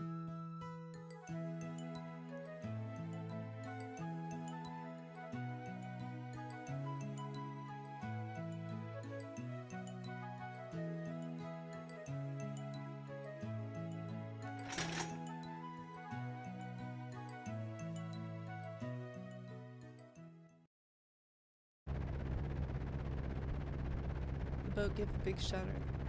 Seems we've docked at the harbor. The boat driver came out and jumped to the pier with the mooring rope. A large man in a tuxedo was waiting there for us with a warm smile. I didn't recognize his face, but judging by his clothes, I guess he was a servant of the Ushiromiya head household. Welcome home, milady. You were so late in returning that I've begun to worry. Thanks for carrying. This moron got so scared we had to slow down. It was seriously annoying. Shut up. Someday, when the shoe's on the other foot, you'll remember this. At this rate, word will spread to the whole family and I'll be the big conversation piece during dinner. Even without this, everyone would be talking about me because of that 6-year age gap, but now I've given them an even juicier topic. Damn it. Why does the Ushiromiya head family have to live on this isolated island? In the meantime, the boat had finished its mooring. A small plank was lowered so that we could get down. One by one, our parents came up from inside the boat. You must all be quite tired from your long trip. Madam, please allow me to assist you. Thank you. It's been a while, Gora-san. How are you? I thank you for your concern. It is always my pleasure to serve. Adler-kun, isn't this your first time meeting Gora-san? If I'm not mistaken, you weren't working here 6 years ago, right? Indeed. So please, allow me to greet him for the first time. It is an honor to meet you, Battler-sama. I'm pretty confident about my height, but you're huge. This is definitely our first meeting. I'll never forget meeting a big guy like you. It's a pleasure. I'm Battler. I was looking forward to meeting you. I am Goda, your servant, and I've been working for the Ushiromiya head family since the year before last.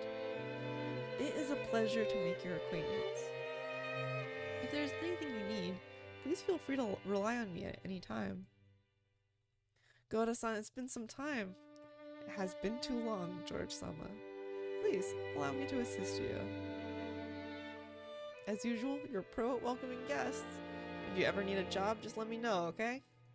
I'd hire you anytime. You do me too much honor. Please allow me to assist you, Hideyoshi-sama. Goda-san then lent a hand to everyone as they disembarked, greeting them as they passed. His speech and mannerisms had the refined polish of a professional. He was very graceful in contrast with his initially tough-looking appearance. His large size made him seem a bit scary at first, but he was much more polite than my first impression had led me to believe. He claimed to have served on the island for 2 years, but he had doubtless worked at a similar job somewhere before. After everybody disembarked, the mooring rope was untied and the boat started to steer away from the harbor. It was probably returning to its home port on Rokkenjima. The captain waved his hand in farewell. Maria conscientiously waved her hand back. Now that I think of it, that must be why I felt something out of place for a while now. I can't hear the cries of the seagulls. Seagulls? The birds? The birds? If I remember correctly, whenever we came to this island in the past, the seagulls always greeted us with their lively yeah cries. Because of that, whenever I hear the cries of seagulls anywhere else, I get the feeling that I'm coming to a family conference. Except for a small part of the island where those of the Ushiromi head family live, Rokkenjima has been left uncultivated, which apparently makes it a paradise for wild birds. Supposedly, there was a cliff somewhere that housed a huge seagull colony, so this island was always full of seagulls. Not having those seagulls here to greet us made me feel a bit lonely.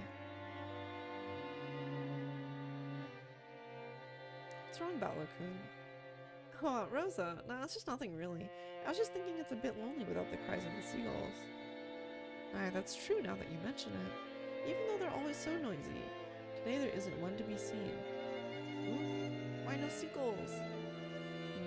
Maybe it's because the seagulls are having a get-together somewhere too? Maria, did you want to see the seagulls? Wanted to see them.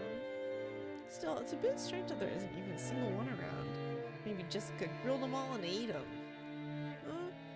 The hell? Don't say disturbing stuff like that. You'll get Maria believing it. Jessica Oni-chan grilled them. Jessica Oni-chan grilled them. I did not. Why the hell would I do something like that? That's right. Jessica grilled them. Skin and meatballs, liver and onion. Sumi meatballs, liver and onion. As I made fun of Jessica, Maria tagged along looking like she was having fun. Oh, I never guessed that she was such a good sport. Alrighty then. From today on, I'll make you my #1 follower. As I smiled at her, she beamed, looking overjoyed.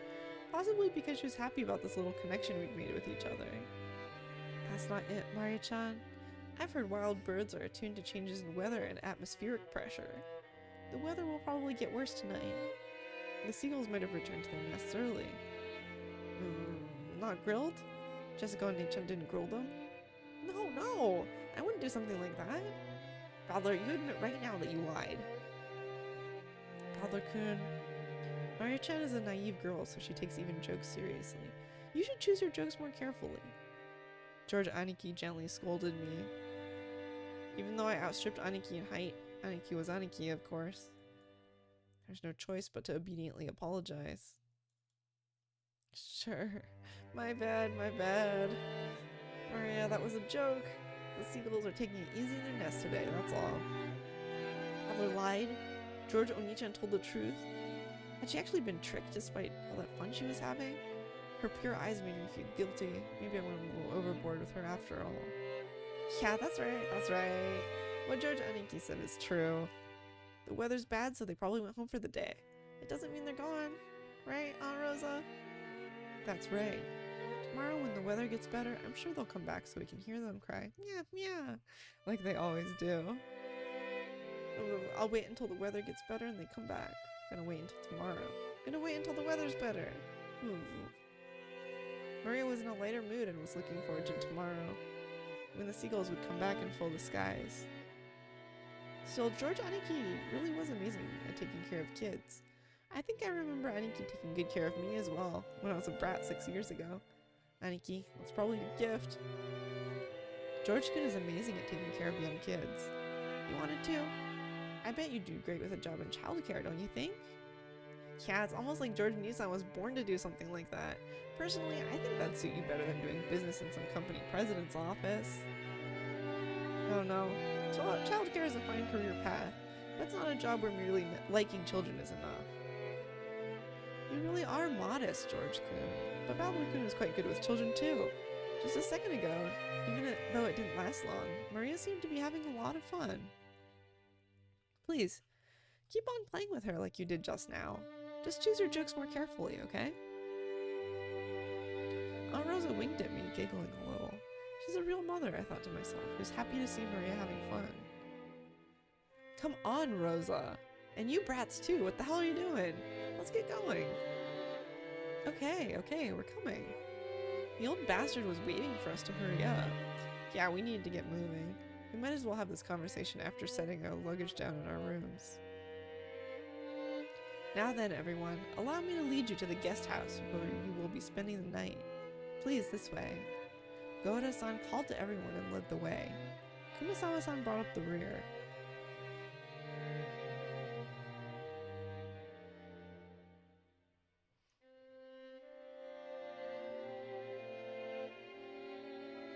A serpentine, twisting path led through a dim forest.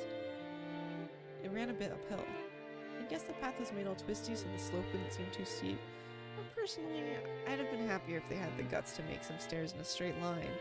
No doubt that they made the path twist on purpose to put on airs of distance and importance. Before long, we saw garden-style stone steps. From here on, I do have some memories. Go up these, and at the top of the stone steps, we saw a beautiful guest house. Its facade was lovely, of course, but more importantly, we couldn't enter its doors without having our hearts stolen away by the splendor of the beautiful rose garden spreading before it. Ah, it's just as beautiful as ever this year. A real delight for the eyes. After climbing the stone steps, the people greeted by this rose garden gave voice to their impressions one by one. Is it just me, or are the flowers a little less lively this year? It's probably because it wasn't that hot this summer. I also believe that was a factor. Sadly, this year's blooming is a tad inferior when compared to last year's. Even so, it was a delightful rose garden. I remembered that 6 years ago, huge numbers of roses had greeted us every year. This rose garden was the first thing that greeted the people who came to Rokkenjima. Even our parents, who came every year, couldn't help but give voice to their admiration. In fact, it seemed to have undergone a power-up from the garden in my memories of 6 years ago. This place is always so amazing. It would be wonderful to have a rose garden like this at home. Give it up. Who do you think would take care of it? Roses are a real pain with bugs and diseases to worry about. Well, from what I've heard, Kiryu-ne-san takes care of her rose every day and makes sure no bugs get anywhere near it, right? Huh? What are you talking about? That's right. Though in this person's case, the rose goes after the insects like some kind of nasty carnivorous plant. Oh, so that's what you mean. Come on, Rosa. Can't you give that a rest just for today? I've put that sort of thing completely behind me. I wonder. After all, you're a womanizer on an almost genetic level. No need to worry, Rosa-san. When a rose gives you too much trouble, it's always best to snip it at the root. Oh, such frightening talk this is. Guys who are popular with the ladies are always forced to live dangerously. I sure hope I turn out a bit prettier in my next life. Hideyoshi-ni-san, like I keep saying, it isn't like that at all. And Kira, stop it, you're freaking me out. You've made my rose wilt. Hey Maria-chan, look over here. These roses are especially magnificent. Magnificent roses. It smells pretty sweet. Look, that suits my elegance perfectly. Hey, cut it out. Maria's gonna imitate you and get hurt by the thorns. She yelled at me as I leaned in to smell the rose's scent with an exaggerated gesture. I thought she was overreacting, but when I turned around, I saw Maria imitating my every gesture and George Aniki smiling broadly at us. Hey now, Maria-chan, be careful. Rose thorns can hurt. George Oni-chan, only this rose is strange. Strange? What's wrong? Maria pointed at a single rose. I immediately understood why she found it odd. In the middle of all these magnificent roses, one single rose was just starting to wilt. There wasn't any particular reason. Some roses flourish and others wilt. That's all there was to it, but Maria seemed very concerned about the only unhealthy one in the group. It must have made her feel lonely. So you feel sad for this rose because it's the only one that isn't healthy? Ooh, the others are all healthy, but this one's sad. While they all bloom and wither at their own paces, I'll bet this one's just starting to wilt early because it got to bloom before any of the others. Yeah, that's right. It probably just bloomed like crazy, fulfilled its duty, and went to sleep. You shouldn't get so worked up about it. It seemed that Maria's pure sense of nature was making her feel some emotional pain for the rose that wilted alone. Even though she understood the logic of it, it still felt lonely to her. Then Maria-chan, why don't you look after this rose until we leave? George Aniki straightened up and felt around in his pocket. He then took out the wrapper from the candy he had been sucking on the plane. He twisted it into a thin string, then gently tied it to the rose as a sort of marker. Hey, that's pretty cute. Let's mark it with this. Later on, you can come give us some water. I'm sure Mr. Rose will be happy. Come to give it water. I think you should give Mr. Rose here a name. I'm sure that'll make it happy, and you'll get to know it a little better. A name.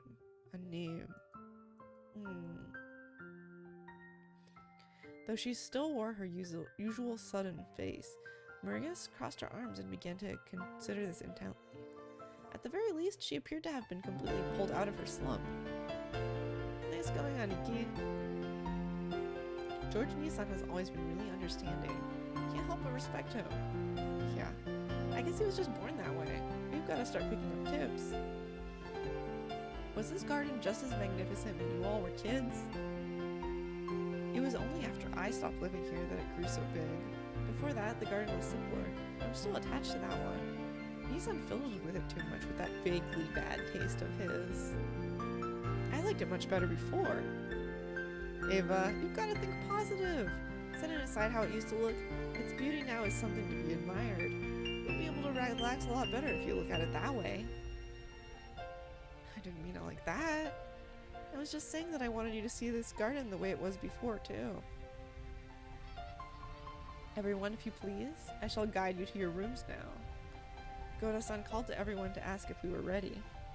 But our hearts had been completely stolen away by the rose garden that none of us had seen for a year, so we didn't pay much attention to him. Since we weren't a travel group, it wasn't like we had a strict schedule to follow. Besides, since our parents were visiting their own home full of nostalgia, it wasn't like they had to let themselves be urged on by anyone or anything. Understanding the situation, Goda-san continued to wait, smiling widely, until our parents got tired of the roses and told him to guide us to our rooms. Oh? Hey! If it isn't Kanon-kun! It's been so long! How are you doing? Uncle Hideyoshi suddenly shouted. In the direction he was waving was a slender boy.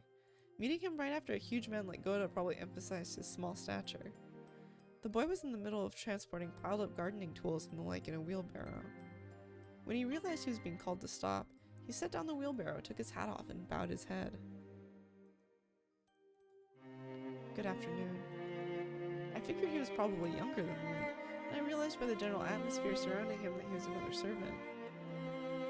He greeted us in response to Uncle Hideyoshi's call, but he seemed like he might be pretty unsociable most of the time. It was a greeting that lacked feeling. When Goda-san noticed that our interest had shifted towards him, he went to the boy's side and introduced him to us.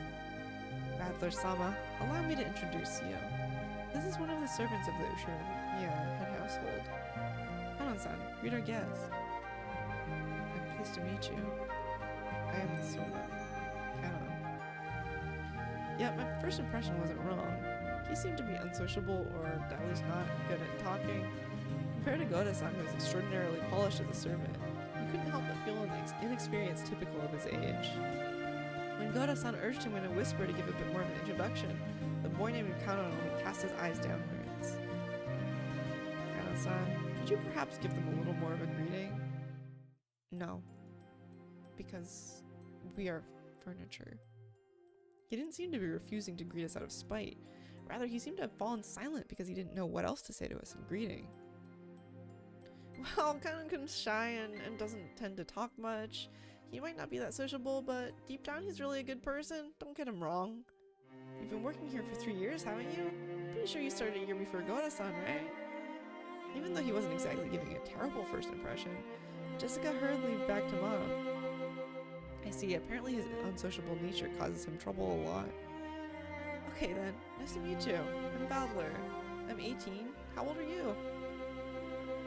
He fell silent as though wondering whether or not it was a question he'd have to answer. But here again, Jessica plowed ahead.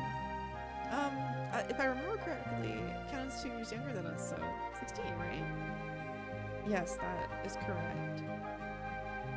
It looks like he would have preferred not to tell us his age if given the choice. That's probably because he thought we'd look down on him for it. I remember that when I was around his age, I hated being asked how old I was by adults. I see. 16, huh? That's gotta be a delicate time, which means I probably asked something I shouldn't have. I'm glad you're about our age. Just be cool and call me Battler. I don't call you Canon. Thank you very much, but the sentiment alone is sufficient. Battler-sama. Jessica looked panicky for some reason. She seemed to think my impression of Canon was getting worse because of his refusal. Well, as a girl, Jessica probably couldn't understand the fretful male heart at this age. As his elder even by just 2 years, I took it upon myself to be understanding of that. Kana-san, could you perhaps be a bit more courteous? A smiling face is also part of a servant's duty. My apologies. I shall make an effort. Oh, Goro-san, Kana-kun is trying his best, yes? It looked like he was often warned about being unsociable. And apparently he hadn't improved one bit. Goro-san kept his business smile, but let a small sigh of resignation escape. Well then, I still have work to do. If you'll excuse me. It looked like Kanan himself was uncomfortable with remaining silent here any longer. After another perfunctory bow, he turned around and started pushing the wheelbarrow again. Just then the wheelbarrow suddenly wobbled and fell, scattering the load. I guess the wheelbarrow's single wheel got caught on a pebble and lost its balance. What do you think you're doing? Now, clean it up quickly! Goro-san urged him to hurry in a quiet voice, as though hinting it was shameful for a servant to appear clumsy in front of guests. Kanon-kun wordlessly reloaded the wheelbarrow with the fallen objects, as if to say that he understood quite well without being told. He seemed to be fine with the light-looking gardening tools, shovels and such, but he looked like he was having trouble getting his arms around and lifting up some sacks of fertilizer. Are you okay? You're so careless. Here. Milady, you will dirty your garments. Please, leave this to us. With a smooth motion, Goro-san took the shovel that Jessica has picked up. Behind him, Kanon-kun was having trouble with the sacks of fertilizer. You'll dirty your garments? Don't worry, the ones I'm wearing aren't that expensive. Besides, I hate guys who just sit there and make the waitress pick up the fork they dropped at a restaurant. I lifted up the other bags that had fallen. Of course, they weren't light, but for me it was a piece of cake. Kanon-kun looked at me surprised. It was the face of someone who never would have expected to receive help from a guest. Elder-sama, don't worry about it. I will take care of everything, so... Don't you worry. I may not look it, but I've got it where it counts. Since Kanon-kun looked like he hadn't yet gone through his growth spurt, he was stuck with a sort of weak body. This kind of weight might have been too much for him. It's quite heavy. It's natural that it would be difficult for you. Don't worry about it, Kanon-kun. Okay, my time to shine. This makes up for the bow stuff from before, right? Ha! As if this could make up for freaking out like that. Ha ha ha. Later, I'll tell you about it too, Kanon-kun. Valor was totally hilarious. Gonna fall! Ooh. As they did this, I piled all the stuff back into the wheelbarrow. I beg your forgiveness for letting you witness such unsightliness. Come now, that's quite enough. Please, go. Letting the guests who were supposed to feel welcome see such a disgraceful thing must have been hideously embarrassing for a servant. Pressed by Goda to hurry up and go, Kanon-kun left. You're too harsh on him, Goda-san. Shouldn't you have helped him instead of being a bully? That was wrong of me. I deeply implore your forgiveness. Without even a twitch in his smile, Goda-san apologized elegantly. Kanon-kun has a ton of things he's good at, too. It's just that being young works against him all the time. It's a crying shame. Well, it's a prickly age. Let's just leave him be. After all, close-mouthed servants are the best kind. Isn't that right, Kumasawa-san? Oh, Rudolph-sama, you truly are harsh. There is no servant as silent as me, of course. Everyone smiled wryly at that obvious lie. Even she herself didn't believe that, not in her wildest dreams. So she must have said it to lighten the mood. Yeah, that's the kind of character Kumasawa-ba-san used to be. The once stiff atmosphere had cleared up at once thanks to her cheerful smile. I'd like to set down our luggage soon. Goda-san, what rooms are we all going to take? It shall be the same as the previous year. Allow me to guide you. Please, this way. We headed toward a trim, elegantly simple guest house. This was going to be our temporary quarters for the night.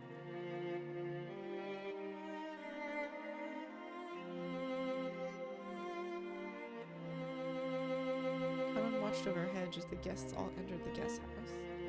Then he let his eyes fall on those heavy sacks of fertilizer piled up in the wheelbarrow. In his mind, he kept going over his previous mistake. Adler, big and strong, had picked up the sacks in front of him, the sacks counting to lift himself as if they were feathers. It would be extremely difficult for an outside observer to guess what kind of emotions that had stirred up in Callan. But as far as you could tell by watching him hang his head, there was something that he just couldn't let go of. Muttered words escaped his lips, but those words he murmured were so soft that they didn't reach even his own ears. Even I. Cannon hung his head, slightly biting his lower lip.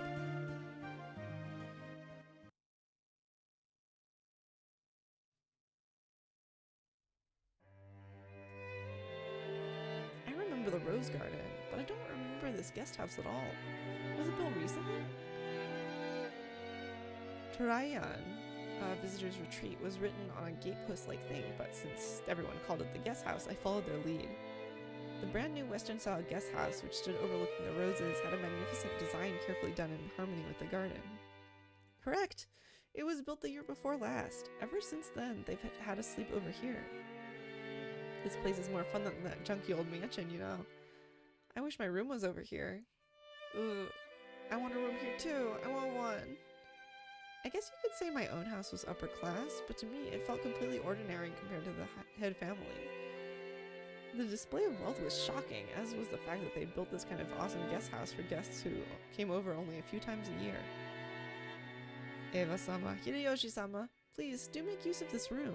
Rudolph-sama, Kyrie-sama, please take this room here.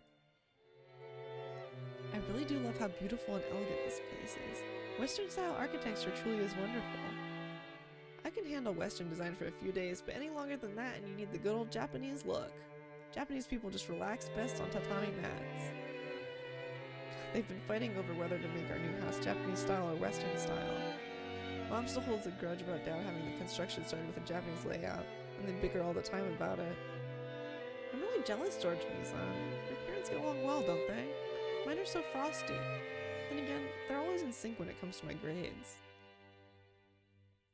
All the rooms seemed to be for 2 people. I was grateful since I wasn't going to be forced to share a room with the old bastard under the prefix that we were family.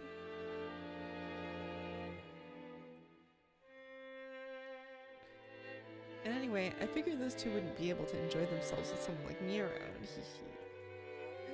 What's with that creepy smile? You're thinking about something dirty, aren't you? Something dirty? Of course not. Please enjoy your stay. Ow, ow, that hurts, you old bastard. Once again, Dad pulled my ears from behind. Cut the crap. I'm getting a stomachache and I'm not in the mood for this. You're the guest of honor this time around, so play as nice as possible with Dad and Aniki and the rest. At the very least, be careful what you say in front of Dad, got it? Because wisecracks don't go too well with him. Jessica-chan, what's the head's mood been like lately? Same as last year, I guess. Considering they say he's got 3 months left to live, he's as lively, grumpy, and irritable as ever. Meaning, this year he's in his usual bad mood. And as usual, the only one who's able to look after him is Genji-san. It seems the master will open his heart to no one else. Lately, us small people have not even been granted an audience with him.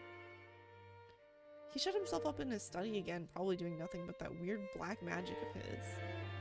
What he does for a hobby is his own damn business. When he starts stinking up the house, it really gets on my nerves. I wish he'd never come out of that study again. You shouldn't talk like that about the elderly. We're all indebted to him since he rebuilt the Ushirimiya family. We should be more grateful. Well, sorry. After being rebuked by George Aniki, Jessica had no choice but to take back her thoughtless remark. The Ushirimiya family was wealthy beyond belief, but of course, that meant all its members were a bit strange, and completely out of touch with the world at large. And at the top of that chain, the family head, our grandfather, seemed especially strange and terrifying even for our family. Dad said he was getting a stomachache earlier, and I imagine that reflected the honest feelings of all the adults here today. No doubt they were jealous of us grandchildren who could just play around and laugh without a care. From the stories Dad told me, the family head was a violent man who ruled with his fists, beating his children, eating even his daughters mercilessly with a wooden sword.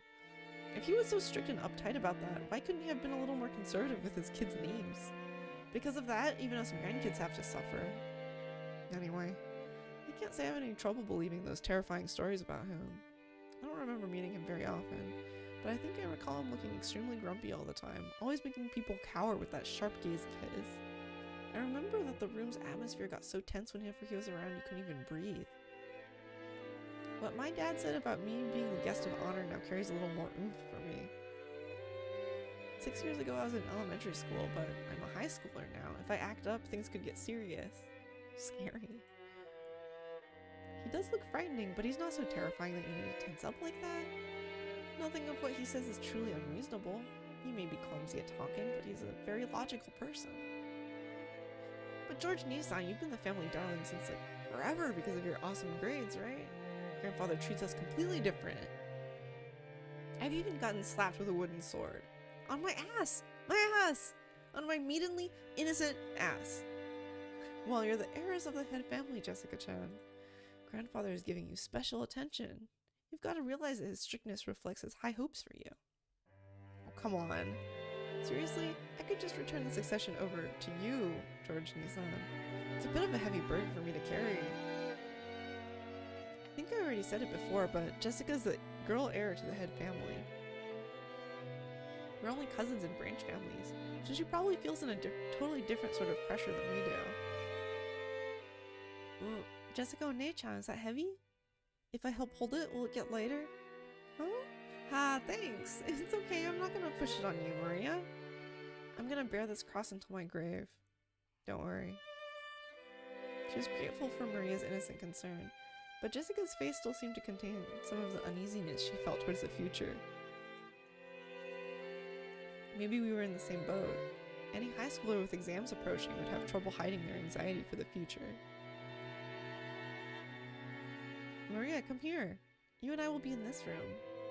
Balor-kun, I heard you're gonna be with me in this room here. Oh?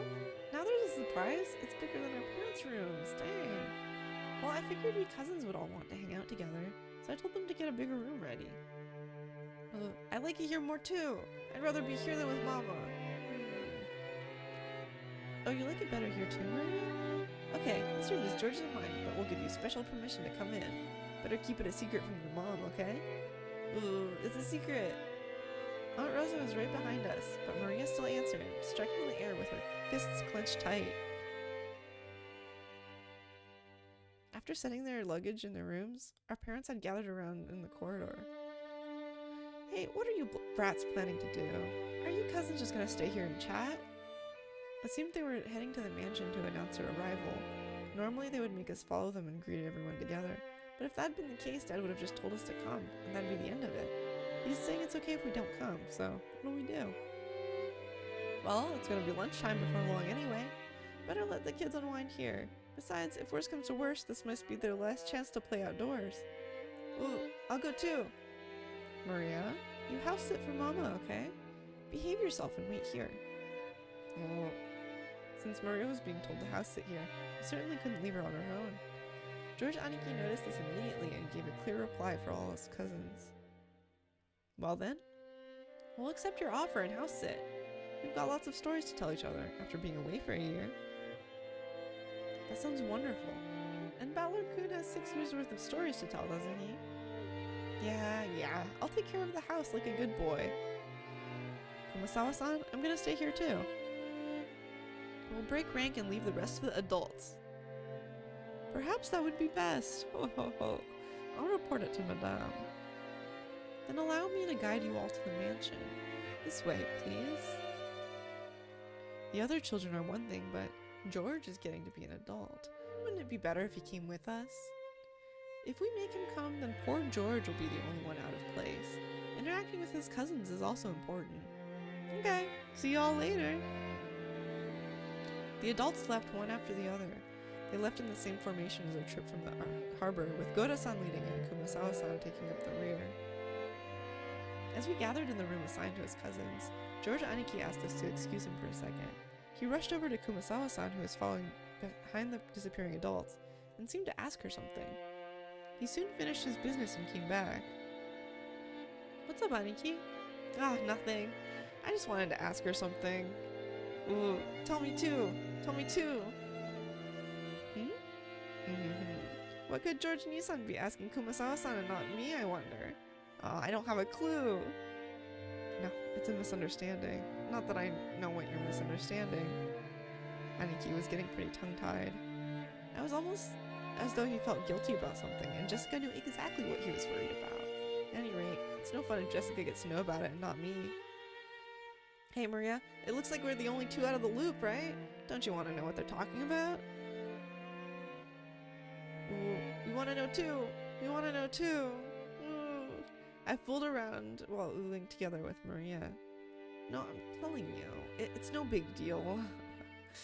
Liar. I'm surprised you tell such a terrible lie, Aniki. Confess. Maria, you tickle his right side, I'll tickle his left. Ooh, I've got his right side, Balor's got his left. Wait a second. Wait, you too. Ha ha ha, stop, etc., etc. Maria and I played around, chasing George Aniki as he tried to escape, rolling on the bed.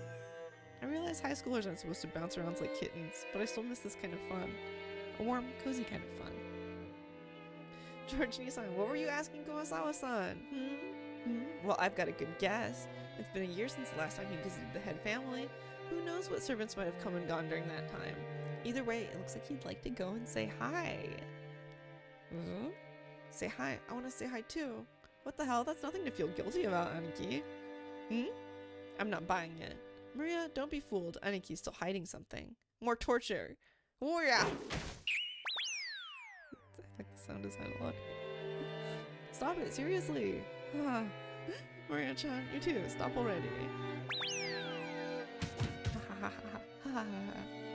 She's probably busy cleaning or getting lunch ready. Don't worry. She'll drop by to say hi sooner or later. I bet you'd rather been welcomed in by Shannon instead of that nosy Goda. Shannon? Shannon. Ah. Yeah, I remember a girl with that name. Is she still a servant? How's she doing?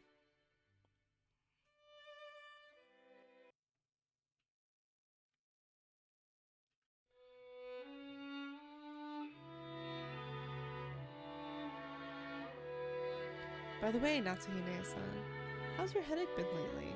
It seemed pretty serious before. I have been much better lately. Thank you for your concern. Oh right, here. A present for you, Natsuhine-san. Thank you very much. I'm always receiving gifts from you. Is this black tea? It's herb tea with peppermint and lemon balm. It's a blend from a well-known store, and it's supposed to be good for headaches. I thought it might help you too.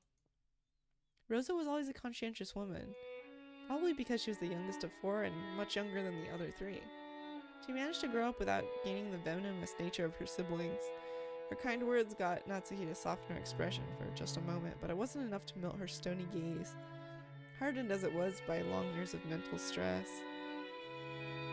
Come to think of it, you're always complaining about those headaches. Pull yourself together. Jessica-chan has her exams this year, right? That's going to be a turning point in her life. Will she really be able to rely on you as a mother if you're like that? Besides, Natsuhine-san, you're 3 years younger than me. You should get your act together. I apologize. I've had a tendency for headaches all my life. Even under normal circumstances, Eva sometimes failed to choose her words carefully, but her comments aimed at Natsuhi contained shreds of obvious malice, and she hid it with a smile. Of course, that fact didn't escape Natsuhi. She frantically contained her urge to grimace and pretended to ignore Eva. Our Balor-kun will have his exams this year too. Rudolph-san, shouldn't you be a little concerned as well? For the sake of your own son, you'd better get serious to the point of having headaches like Natsuhine-san. If I say anything, he automatically rebels. So what should I say? Should I say the opposite? That it's okay for him to mess around? That's probably the only way I could get him to listen to me. Hideyoshi-ni-san, George did really well in his exams, right? Please, you've got to teach me the trick to handling children. Well, it's probably because I got him to understand why he should study. Study isn't worth anything on its own. That's right. The real point of studying is to practice researching stuff on your own whenever you bump into something you don't know. If you can't do that, you can't be useful to society. I'm not talking about math or writing. You gotta learn how to learn. That's splendid. I wish our Jessica could understand that as well. If she's to be the heiress of the Ushiromiya family, then at this rate. Do you really have to force her into becoming the successor? After all, a woman has to find a woman's happiness. Parents shouldn't force such things on their children, don't you think? Hold your horses, Ava. Each family has its own way of raising their kids. You shouldn't be pushy. I'm sorry. Natsuhine-san, don't take it the wrong way. Though the light shining in through the windows was quite warm despite the cloudy weather, there was a dark mood about the room, which was probably causing headaches for more than just Natsuhi. As if to sweep away that mood, Kyrie brightly made a suggestion to all present. Still, this black tea has a really lovely aroma. Let's drink it right away. In Japan, surely you couldn't find something like Leopold's black tea anywhere but Ginza, right? I see you know a lot about it, Kyrie-san. I guess it was worth going to the trouble of buying it. Kyrie and Rosa stood up from their seats and made as if to prepare the black tea, but Natsuhi forestalled them. I thank you both, but we can try that later. One of our people will soon be coming to bring some tea, so please relax. Leave it for later, you two. Let's enjoy our welcome drink. Rudolph gave a subtle sign with his eyes for them to sit down again. Kyrie and Rosa understood instantly and obediently returned to their seats. The initial greeting of the guests was complete, so it was time for them to be served some tea. It was embarrassing for the host that the tea was late, especially now that the guests were talking about making tea themselves. Natsuhi bit her lower lip, frustrated by the ineptitude of the servants who were late bringing in the tea. Seeing her face, Ava immediately started to giggle. Of course, Shannon had no way of knowing what was taking place in the parlor. She came pushing a serving cart piled with teacups. For no apparent reason, Natsuhi gave her a pained look, and Shannon couldn't help but flinch without knowing what she had done wrong. Excuse me, your tea is ready. Oh, Shannon-chan, it's been a while. You keep getting prettier every time I see you. Oh, thanks. Save the chatting for after you've set the table. Tea will get cold. I apologize, madame. She apologized like a small frightened animal, bumped against the serving cart, and made a jarring racket as she dropped several teaspoons.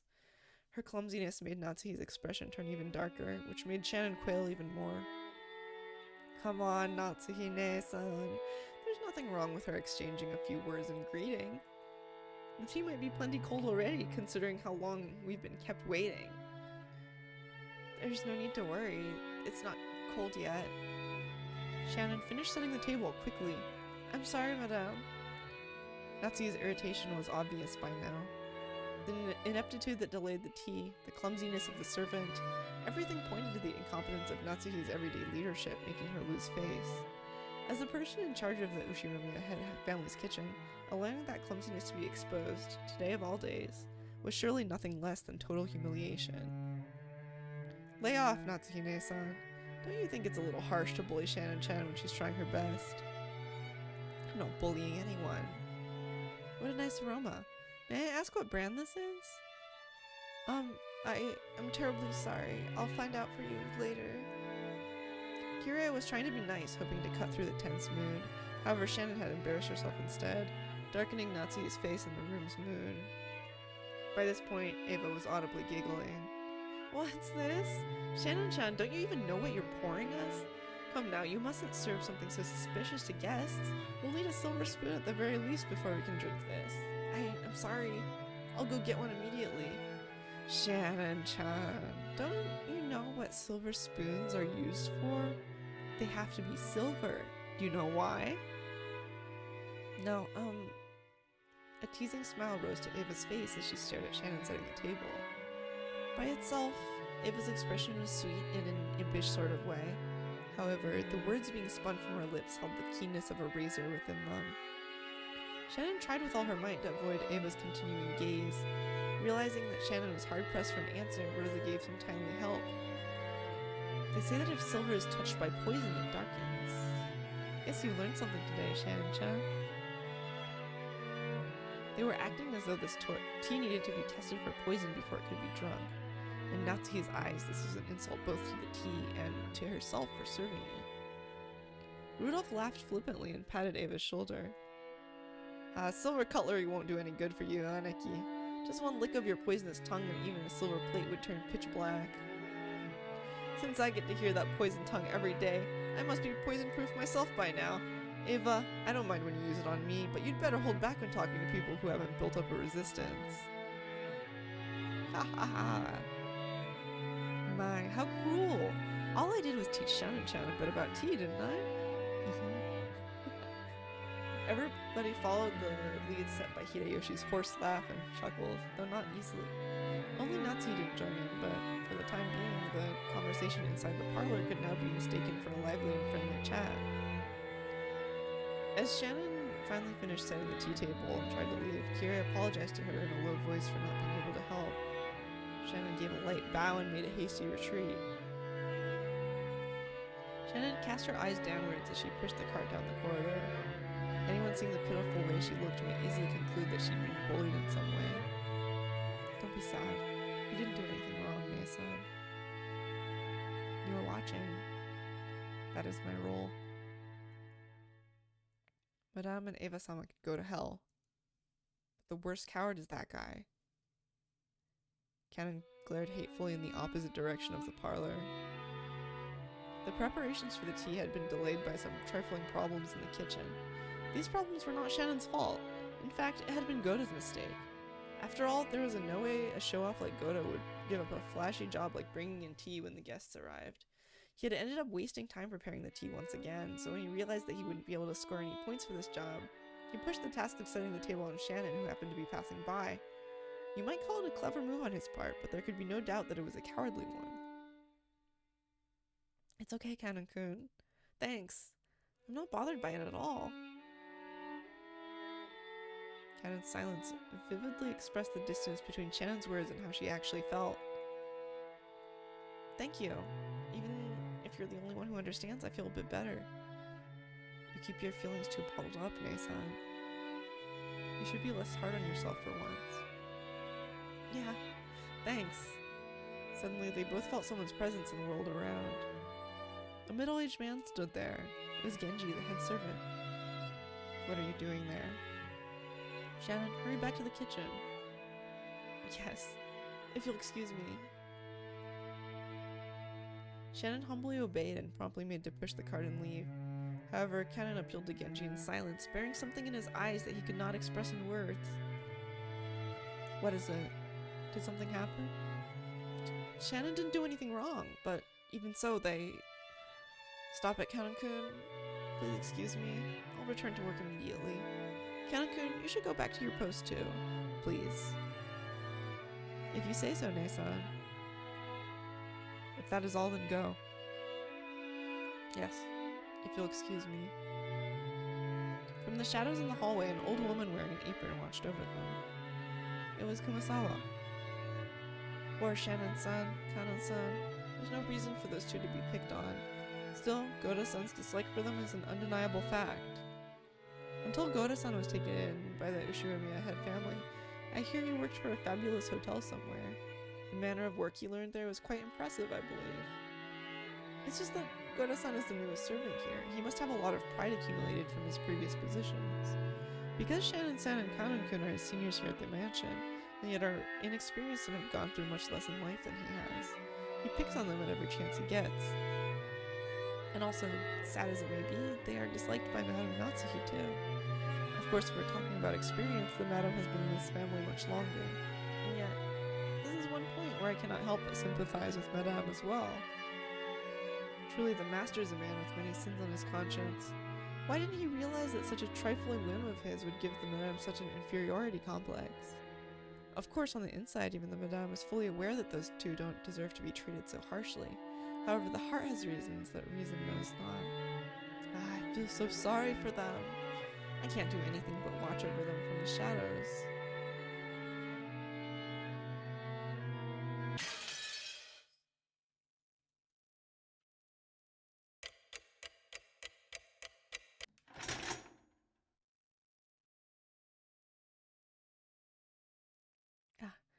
Quick break to drink some water.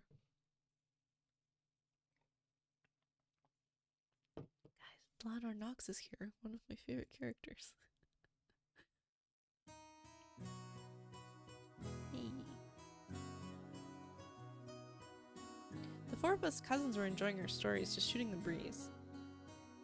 Anyway, there were both girls and guys here. Plus, we had people over a wide spread of ages, adult, high school, and elementary school. Even if we just talked about our own lives, the other three kept listening intently. I think I'm finally getting used to all this. Jessica and Maria have grown more than I could have imagined in the past 6 years. To be honest, I was feeling a bit uncomfortable talking like this. But I guess on the inside, nothing's really changed since back then. I agree. You haven't changed a bit, even after 6 years.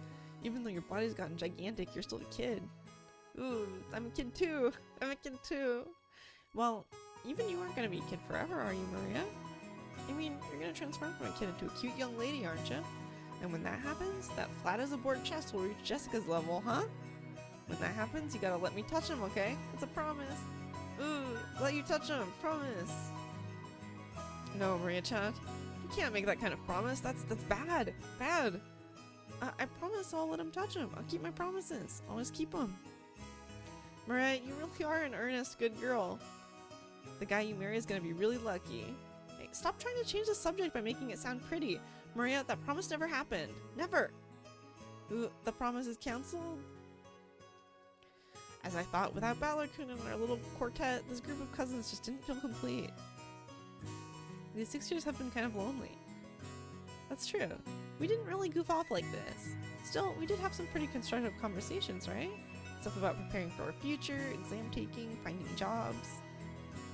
Oh, I'm so sorry. Now that I'm here, we just talk about stupid stuff and mess around. But I'm having more fun this year. Ooh. That's true. I agree. This year's the most fun yet. Maria's sincere words probably spoke for everyone present. George Aniki stroked Maria's head and she giggled like a happy kitten.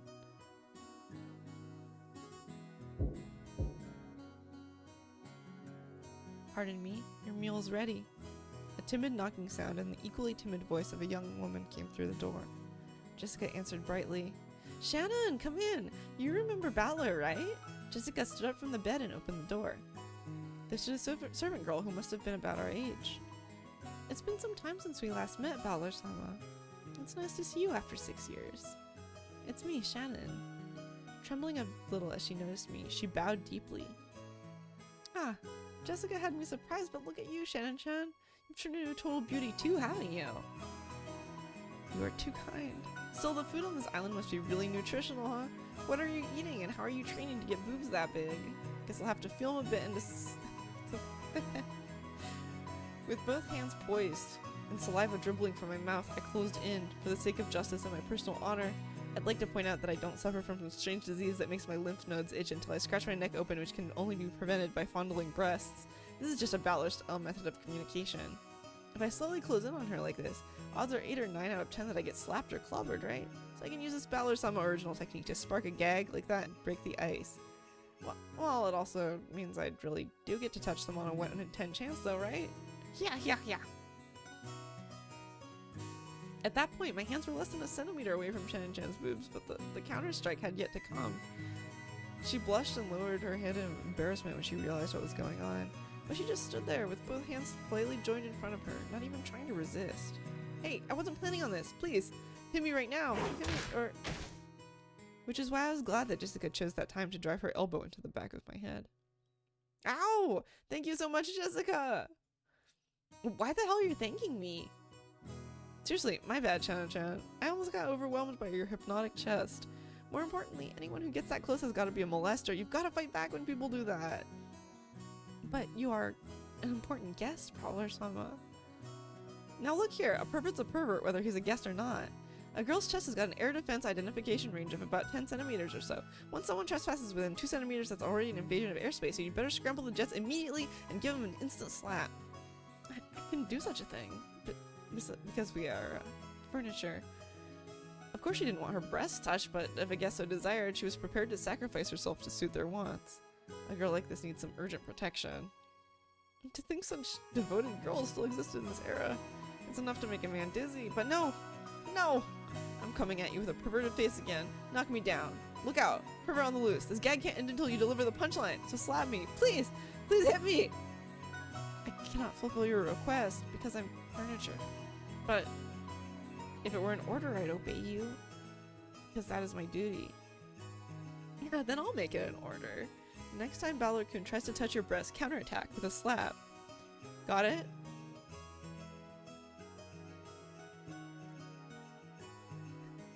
Yes, as you wish. From now on, that's what I'll do.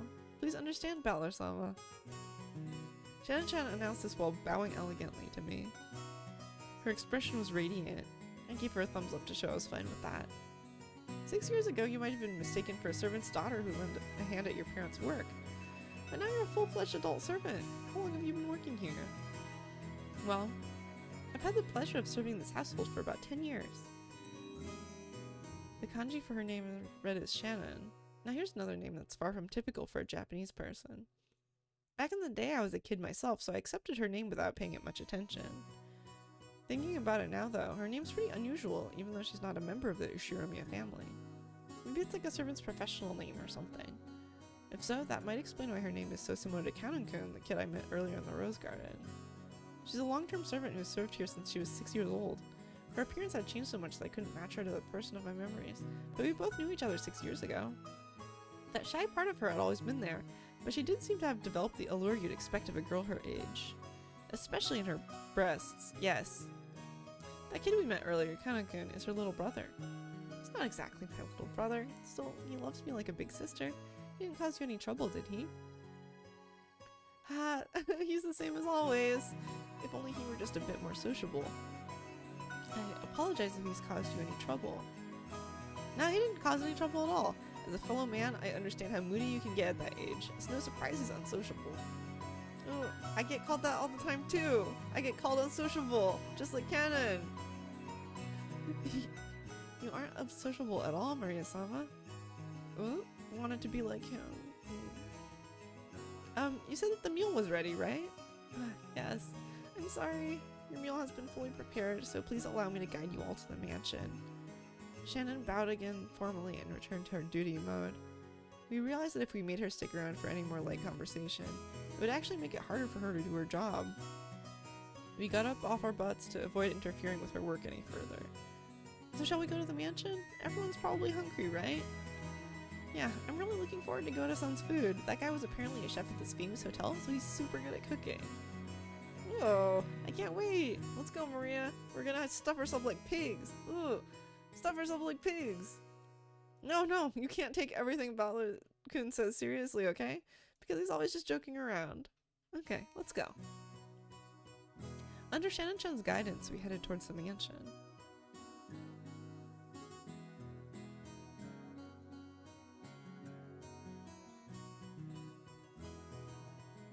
Met once again by the magnificent Rose Garden, we continued onwards, as the intimidating mansion of the Ushiromiya head family came into view.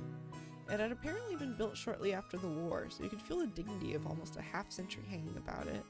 The building was gorgeous on the surface, but as old as it was, equipment such as its AC and heating were apparently quite frail. According to Jessica, midwinter was especially tough, what with all the drafts. Haven't these people ever heard of a kotatsu?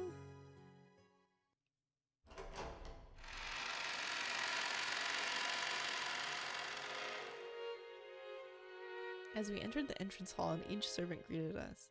Now him I remembered. Genji-san, who had been working here longer than anyone, filled the role of head servant. Butler-sama, it has been quite some time since last we met. As our eyes met, he greeted me with a calm, composed voice. His bow wasn't as graceful or refined as Goda's, but despite its simplicity, it communicated his feelings very well. Genji-san, it really has been a while. You look well. Thank you. I have been quite well. And Butler-sama, you have become a splendid young man. You are beginning to resemble the master in his youth. I look like grandfather? Guess that means grandfather was pretty popular with the ladies when he was young. From here, I shall take Shannon's place and accompany you. Please, come this way. Shannon-chan bowed deeply and watched us leave. After that, we headed toward the dining room under Genji-san's guidance. Genji-san, just like Kumasawa-san, stood in stark contrast to us young people who had grown beyond recognition over the last 6 years. His appearance was exactly the same as my memories from 6 years ago. It was although time had stopped since the last time we met.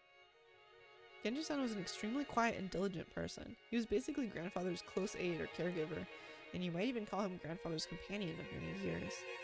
In fact, it seems he was by grandfather's side even more often than my late grandmother was.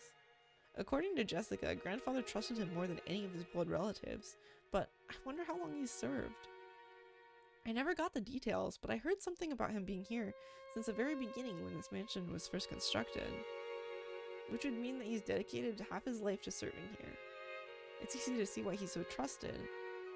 As we passed through a massive hall that ended up into the second story of the mansion with no separating floor, I spotted something that hadn't existed in my memory of 6 years ago.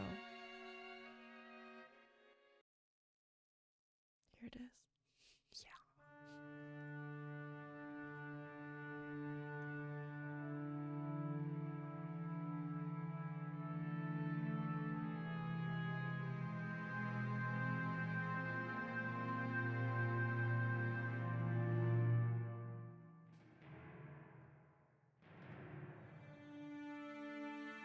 There's an awfully big portrait hanging right in front of the stairs that rose to the second floor. Without thinking, I stopped walking, captivated by it. Since I'd stopped so fast, Maria, who was following me, ran into my back. Ooh, sorry. Hey, Jessica, has that picture always been there? I pointed to the big, prominently displayed portrait in the hall. Everyone else stopped too.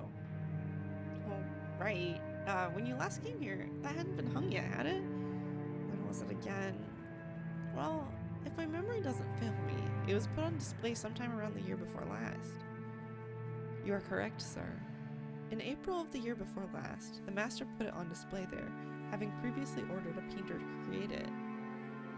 Grandfather did that? So he paid to have it painted just for him, huh? The portrait suited this western mansion, and that woman in the elegant dress gave off a sense of refinement. I couldn't have guessed her age, but her sharp eyes and the strong will she seemed to possess made her look youthful. She seemed somehow different from the composed middle-aged women you often see in famous pictures. If she'd had normal black hair, I might have assumed it was a portrait of my long-deceased grandmother in her prime. However, she had beautiful blonde hair and didn't look Japanese at all. So, just who is this lady? Maria answered that simple question enthusiastically, as though proud she knew the answer. Ooh, I know. She's Beatrice. Bea what? Beatrice. She's a witch. Didn't you ever hear stories about her long ago? A witch? You mean the witch of this island? I think I already said this, but Rokkenjima is a small island only 10 kilometers in circumference. However, that's actually pretty massive considering that only the Ushirimiya family lives here. So only the harbor and the area around the mansion were set up to be lived in. Beyond that, the island remained as untouched as it was when it was uninhabited. The vast and empty forest had absolutely no lights, phones, or people passing through. To understand how dangerous that is, you need to forget your common sense as a city dweller. After all, if you happen to fall down a hole in the depths of the forest and sprain your ankle, no one would come save you, no matter how much you cried or screamed. Then, once the sun went down, the forest would be wrapped in complete darkness, since there were no streetlights, and since there were no signs, it'd be easy to get lost and confused, losing your sense of direction inside that dark forest. Nowadays, most people see a forest as a peaceful place, but to the people of bygone eras, before the light of civilization drove out the night, forests were as geographically separated from civilization as the sea. There were oceans above the ground. Fishermen who go out into the ocean are putting their lives at risk despite their technical knowledge. In the same way, hunters who go out into the forest are in danger despite having specialized knowledge of their own. If children were to go play in such a dangerous forest, something terrible might happen. Someone's parents must have thought so. Maybe grandmother first said it, or maybe it was grandfather himself. Or perhaps the story's been passed down on this island since ancient times. There's a terrible witch in the forest, so you must not go in. At some point, this ghost story of Rokkenjima was born. This is the legend of Rokkenjima's witch. That's why when we talk about a witch on this island, we're referring to the master of that vast and savage forest. Come to think of it, when I stayed in this mansion as a little kid, during those eerie nights when the wind and rain pounded on the windows, I remember being terrified by a story of the forest witch who roamed around searching for human sacrifices. So, Beatrice, huh? When Aniki mentioned it, I searched my memory and was sure I recalled hearing a name like that when I was little. I see. Still, I totally forgot that the witch in that legend had an elegant name like Beatrice. So did grandfather go out of his way to have a portrait made just because we grandchildren believe the story? She's the witch from grandfather's delusions. Ever since he had this picture hanged, he's been having a harder and harder time telling the difference between truth and fantasy. To us, she's just a witch that exists in grandfather's mind, but to him, she's a being that exists on this island. Exists. He says he had that painting made because the rest of us would be incapable of understanding that otherwise.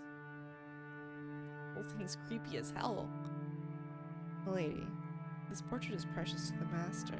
I beg of you, do not say such things in front of him. I know, even if you didn't tell me, I'd never do something like that. Jessica glanced at the portrait with an irritated gaze before turning away. Let's go. We're making everyone wait in the dining room. Ooh, I'm hungry. Only a small portion of this island was controlled by the Ushiromia family. All of the lawless remainder was the domain of the witch, Beatrice. You might even call her the true ruler of Rokkenjima. I felt a faint revival of that unsettling sense of misfortune, which I'd felt when I learned about the tutelary god's shrine being struck by lightning. And I remembered that Kumasawa-san tried to tell an ominous story about Rokkenjima before Jessica stopped her. I don't know what she was planning to tell us about this island, but I do know one thing. It isn't the Ushiromia family that rules Rokkenjima. It's the witch, Beatrice. That's right. After all, this is the witch's island. Ballard, you're slow. When I looked around, everyone was already heading toward the dining room. I hurriedly chased after them.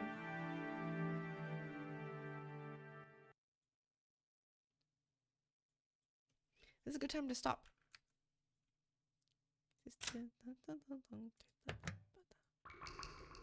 Quick debrief about these. Here's these characters. Just, they have a family tree here. So Jessica will inherit the family. Ava is the second child. Rudolph, third child. We're yet to meet Jessica's parents. Rosa is the fourth child, and then the servants are we're here. And quickly, actually, this is what the new sprites look like, which I really don't like. Just so you guys know, I think these are the newest ones. I like these a little bit more than the second round, I think, but still, these are my favorite. And it's saved, and whoops. Alright, that's enough for the night. Thanks for coming! This is just part one of many. Oh! Part one of many to be expanded over a large period of time. So that'll be great. Make sure to number them with the name and the part of the story leave off at. Let me see if there's anyone interesting streaming right that I can kick you all over to. This is good, like voice training. I need to do like some kind of warm-ups before doing this, to be honest. How about some otters? Yeah? Yeah?